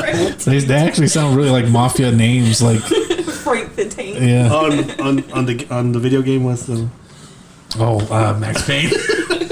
Dang it! Now I can't even think of the names of the names. The not Fibonacci. Dang it! It's okay. It's a brother. It's it'll come to me. It's okay. Yeah. So What I kind of liked about the Mandalorian one, this one was Baby Yoda gets out, and Zero the robot sees him, and then he turns and gets this weapon, and he's gone. Yeah. Just disappears. He's like so cute. He's deceptive. Yeah. Curious, aren't we? Yep. So I was waiting for him to fuck shit up. Honestly. yeah. I think that's It's what he gonna was happen. doing. Yeah. When Zero catches him, he was like already trying to use the force. Yeah. I can bring you in warm, Yes. or I can bring you in cold. His voice is so cool. Yeah. It's so perfect. I honestly think he should be RoboCop. That's just my opinion. Yeah. I'm sorry. I think Yeah. he's got the perfect voice for a robotic RoboCop. Because he's Yeah. Yeah. So I don't know. I thought for some reason, I mean, because like the impression I got of the Mandalorian is that he's, number one, he's a badass, right? Mm-hmm. He's a badass, and he's a warrior. Warriors kill, and he didn't. Spoiler alert, he didn't kill nobody here. Nope. Even though he said they got what they deserved. Yeah, they did. Because I mean, he technically didn't kill them. No. He just. So I mean, I feel like put the home beacon on them. I mean, the other people, yeah. Well, those guys, yeah, they're. I was thinking about the other guy, Bill Burr, and no, the other guys. He just locked in the cell and went back after them. Yeah, I think that's good because I like all those actors and I want them to come back. Yeah. Like Clancy Brown played the big red guy. Yeah. Was that Clancy Brown? That was Clancy Brown. Oh my gosh! I spent the whole time going, and then it's like, yeah, when they did the credits. Wow. Yep, it was Clancy Brown. They have really good they have actors cameos. Yeah, that's one thing I really enjoy. Is just like this random dude over here, and he does a lot of voice work for like Clone Wars and stuff. So he's got a lot of ties to that was him. That was him. Yeah. He's like, that's funny. You're gonna be the Kurgan. Come on, Shawshank Redemption. Yeah, I was thinking about him so much. He's one of my favorite actors. He's a good actor. I was thinking about Bad Boys with, and he's Mr. Krabs as well. Yeah. What? Yes. So I'm telling you, that's her superpower. She knows exactly who plays. Who does the voice actors? Yeah, it's a game that I play. On the game or just on the show? On the show, yeah. He does a lot of voice acting. One of them is Mr. Krabs. And the deal is like Carnival is one of my favorite shows, and he's the main bad guy on that. And one day I heard it, and I was like, I need to look that up. Yeah. Oh my God, you are right. I'm sorry, I had to verify that. One of my favorite roles that he ever did was the Kurgan. The Kurgan. Yeah, he's better to burn out than fade away. The woman. She's with me. Not for much longer. Hell yeah! I'm all about some Highlander. I have the whole series on DVD. I even own that Highlander too. Do you really? Which is horrible. Okay. It's the one that doesn't exist technically. Yes. Like we pretend like it's not there, but it's still funny to watch. Yeah. Fun fact on that too. December 15th? Huh? December 15th. No, December 15th. We probably did watch it on December 15th. You were telling me so much about that movie, and I never got. I was like, I don't. For some reason, I never liked that actor. I always thought he looked like Christopher Lambert. Yeah, Christopher Lambert. Yeah. I say with my mouth. Lambert. The Frenchman that they got to play the Scottish guy, and the Scottish guy they got to play the Spanish guy. And yeah, because he looks like Thomas Jane's father. What's his name? Christopher Mr. Lambert. Jane. Christopher Jane. So when you finally got me to watch it, I was like, man, this movie's great. We should watch the second one. You were like, no. No. Skip to I go, well, there's the third. There's a TV show. No. I kind of equate the TV show is good. Oh, is it? The first season is not like it's one of those that gets better as it goes on because like the first season is really like they're trying to be all we have to have all these rocket because they had like Japanese producers. Yeah. And every show had to have a flashback from the previous. Like it took a while before it found its stride. But Highlander 2, I kind of equate to like Escape from LA. Yeah, that's all you need. That's all you need to say. Acknowledges that it happened. I did the same thing with Godfather 3, X-Men 3, Spider-Man 3. I'll just leave those out. They don't exist to me. Attack of the Clones. What? It had potential. It had Yoda fighting. Yeah. So I'm gonna the end of it's good. Yeah. The middle part is not. Yeah, he just don't know how to write a romance. It's so stiff. It was very stiff. That's just me. Yeah. Oh my god. Yeah. It's like they didn't even believe it when they were saying Your mother's dead? Oh no. I think if Ash had a superpower, that's her superpower. That's good because she knows. You know me, I'm usually like that. I'm like, oh yeah, he played so and so, and you're like, what? But she was like on it, like, he played Mr. Krabs. She does that about music. She does it about movies and shows all the time. Yeah. Oh. So. And it all happened on December 15th. Yeah, today. Yeah. Today, exactly. Today. The way. This is the way. This is the way. Was it that character that was making fun of him? Uh huh. He goes, oh yeah, never takes off his helmet. This is the way. I was like, really? The way she said it was so out of character. I think she just said that out of script. This is the way. Yeah, making fun of it. We never kiss and tell. What I didn't get? Okay, she's an alien, right? Mm-hmm. And you know they're in space. Mm-hmm. She's got blades. I didn't get that. Yeah. Why do you got blades? How come you can't have laser blades? Yeah. Because they're probably fucking expensive. You know how much a lightsaber probably costs? And this is post Empire Republic. Okay? I mean, In public credits. think about when they did find a lightsaber. Everyone was like, fuck, a lightsaber. You know? I don't know. It was just me. She had blades. I didn't get it. It's like, you know, back in What did the brother use? You know. He just used a gun. A gun? Yeah. Oh, okay. I know he took a gun. Why didn't he use space laser guns with a bayonet that was a lightsaber too? Mm-hmm. That would be a laser, a gun, like a stormtrooper rifle with a lightsaber end of it. It would be like a bayonet. There you go. All right. Done. Yeah. Hire me. Hire you. Hire me, Market it. Disney. I got ideas for weapons. So I don't know. I thought it was a good episode. You know, it was Yoda out maneuvering Zero, and He needs a name. yeah, They need a name. yeah, he I does. did not like that whenever they got after when they were doing the hyperdrive, and then he dropped the baby. I was like, "How dare you!" No. Oh, it's like my heart dropped. Damn it! Oh my gosh. Pick up Yoda. Yeah, Giota or Miata, whatever you want to call her. Miata. Miata. Wait, that's a car. Mr. Miata. Mr. Miata. Oh yeah, that's what I was gonna say. That those goblin things. That's what it is because they are 3-fingered, big Yeah, green. Miatas. Are Yodas. Oh. Yeah. Oh, jeez. That's what's in those caves. Yeah. Just a bunch of those. Oh my god! Now we have to go. Yeah, but those are naked though. Oh, we have to get their tiny little robes. Oh gosh. Little tiny little his sweater. I know, like Little sweater. I know and he you needs a hat. go out there with weapons and stuff because they're naked and you want to shoot them and Yeah. they come out Like, with here's a sweater. they come out like Baby Yoda. Oh my god, I want to hug you. And then it turns into Mars and Yeah. Yeah. Then they kill you, take you over. I don't know why, but that movie scared the shit out of me when I was little. Which I one? would watch it all the time. Which Mars one? Attacks, but it wasn't like super little, and I don't know why.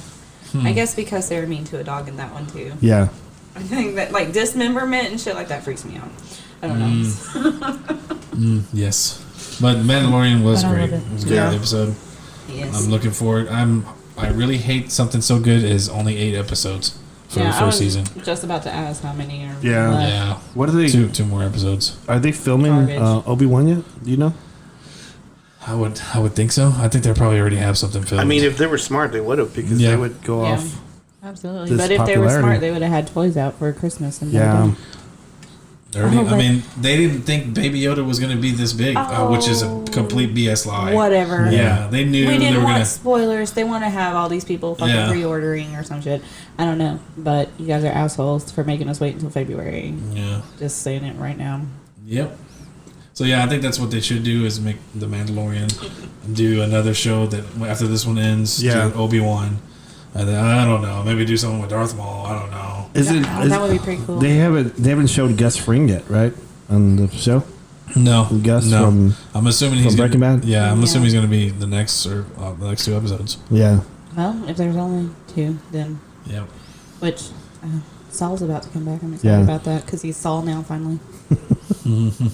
So yeah, they're gonna show Gus Fring. He's gonna be It's all good, man. Saul good, man. Mr. Mandalorian. Which there's a SpongeBob connection there too Yeah. Oh god. from Mr. Show.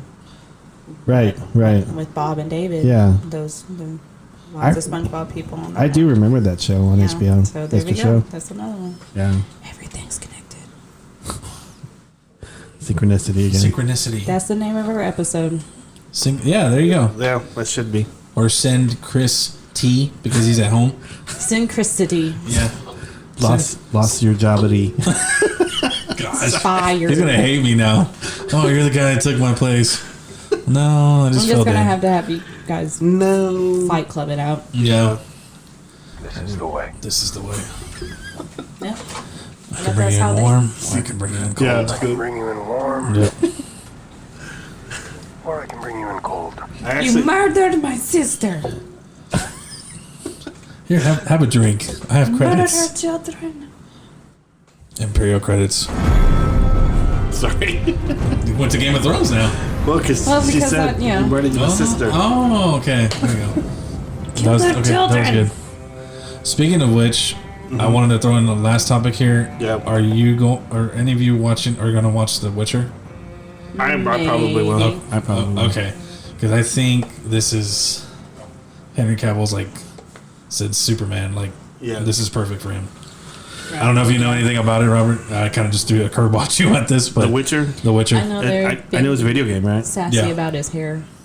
Yeah, and I'm like, oh my god, it looks so fake, but it was just test screening. Yeah, it was a test screening on it, and but The Witcher, I think you would like because it's paranormal. Witchers are they're hunters that use potions to help defeat monsters and something with paranormal. We don't say monsters on this show. But they are We actually say creatures. monsters on the story. A monster is just an animal that you don't understand That what you it don't is understand.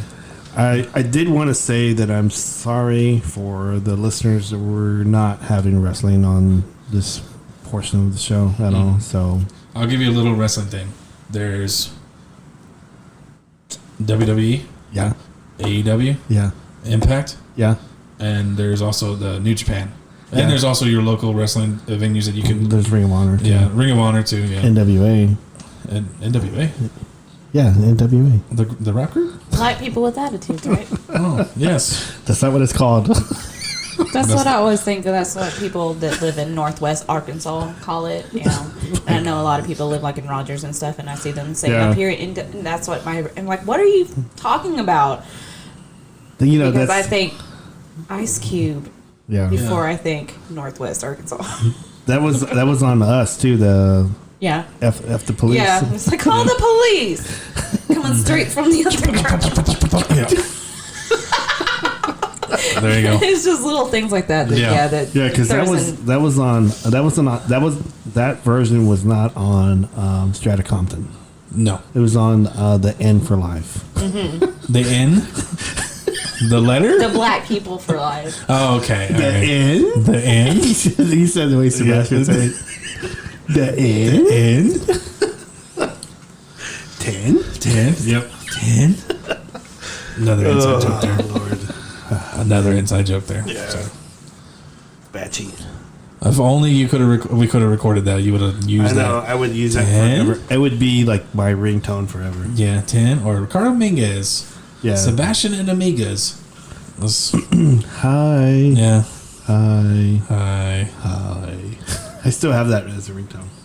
Did you? It's like, I think I hear them. Yeah, that's what. No, I don't hear it. I heard something. That's what but I guess we were just talking about them. What? You speaking my language? So, we're 2 minutes. You guys have any shout outs? I'm going to do what Chris does. I'm going to do a shout out to my beautiful family, Blair Dominguez. Dominguez? Dominguez. Yeah, she's obviously my wife, and she's a very, very hard critiquer to your show. Yeah. And, I'm always defending it and stuff. So. Well, I appreciate it. Yeah, not because you're my uncle, but just because of the topics that we share. She can critique it. It's okay. She doesn't know any better. That's what we have tough skin. Yeah. Red Ash? Sure. We're like armadillos. No, we're ruthless too. I know. Bring on the haters. It comes from experience. It's just kind of like when you've worked at Walmart in your life. Yeah. You're like, customers suck. You see the worst of people. TBRC, they fucking suck. They fucking suck. They do. And then I want to do a shout out to Sebastian Robert Dominguez and Ricardo Allen Dominguez. Ricardo Dominguez? Yep. Ricardo Dominguez. Sweet. Yep. How about you, Ash? Got any shout outs? I don't know. How do you do this? You do that. I do that every time. I don't know. Maybe. I don't know. Maybe. I don't know. Shout out to Godzilla. Godzilla, always king of the monsters. Yeah. We had a leak. Tyler still hasn't talked to me because he's probably mad about it. But there was like a leaked clip of him and King Kong on the destroyer where King Kong punches Godzilla. I know that pissed him off because we've had those conversations where he's like, Well, who do you think would win in a fight? Or like he was asking me, like, who do you think is going to? No, it's not going to be a tie. They said the creator said that it's not going to be a tie, and I guarantee you that Godzilla is going to win. Yeah, it doesn't matter. I know. Whenever he and I are alone and we talk about who would Godzilla win or what type of Godzilla story would work the best, and we're always talking about that stuff. It's like, well, Matthew Broderick's Godzilla, the best one. That's no. Listen, that's not Godzilla. That's not Zilla, and then that's not even a Zilla. He defeated him in Final Wars. Yeah. Yeah. That's lumped in there with like Escape from LA and. Yeah, remember when I begged you to go see that movie too? Yeah, I'm so sorry. I did too, and then that was another one where I was like, "Fuck this movie" because they killed him at the end, and it was so sad because I'm like, he doesn't know what's going on. He's just and his arms. They've eaten all the fish. Yeah, he's just a creature, that's a wild animal that's lost in the city. That movie was terrible. I watched it like last year. It was very 1998. Yeah. That's what I appreciate about it. It's just like the clothes and shit. But no, as a Godzilla movie goes, no. Escape from LA. Yeah. Great soundtrack. Yeah. Terrific soundtrack. Is it Kissing the Ross in that one? No, that's Batman Forever. No, it has Tool. Those movies did have good soundtrack. Yeah, they did. The Batman movies. Yes, they did. Okay. Okay. You're welcome to bring back this podcast over here anytime. Yeah. Are we coming back next week, or are we taking a break? Well, we could do it on when are you off again? I'm off Wednesdays and Thursdays. Wednesdays and Thursdays. Yeah, and you're off Thursdays, right? Thursdays, yeah. So we could do it on Thursday. Yeah. Because I'm not leaving until Friday. Yeah. I guess I can. That's cool. Yeah. Do you really want to lose your job? Yeah. Well, I don't. You lost your job? No. I was like, I shouldn't have put it off like 2 months ago. Yeah. Yeah. So I'm gonna go see Brandon. Yeah, that's cool. Maybe push the show on this. No, never mind. I push him. I already pushed it to him. So he has it on a sticky note. You think he listened to it? If he can remember, he's so busy all the time. So, yeah. Yeah. If he's got a minute. He's busy making cheesecakes from memory and stuff. From memory, yeah. Out there hustling though, man. I'm proud of him. Just in the last year, how far that he's gone. Man, that guy could talk, man. I don't know if I could do that by myself. Just he's talking. He's not really like that in public so much, that's his persona. Yeah. I mean, I couldn't do that, like, by myself. Doing the lives and stuff, just talking at comments. Yeah. I don't know. I don't know. That's me. So, okay. Okay, yeah. Yeah. You ended it now? Are we done? Right. Yeah, we're done. Are we done? Okay. Okay, bye. Bye. Let me hold on. Stand by. Stand by. Stand by. Okay, now bye.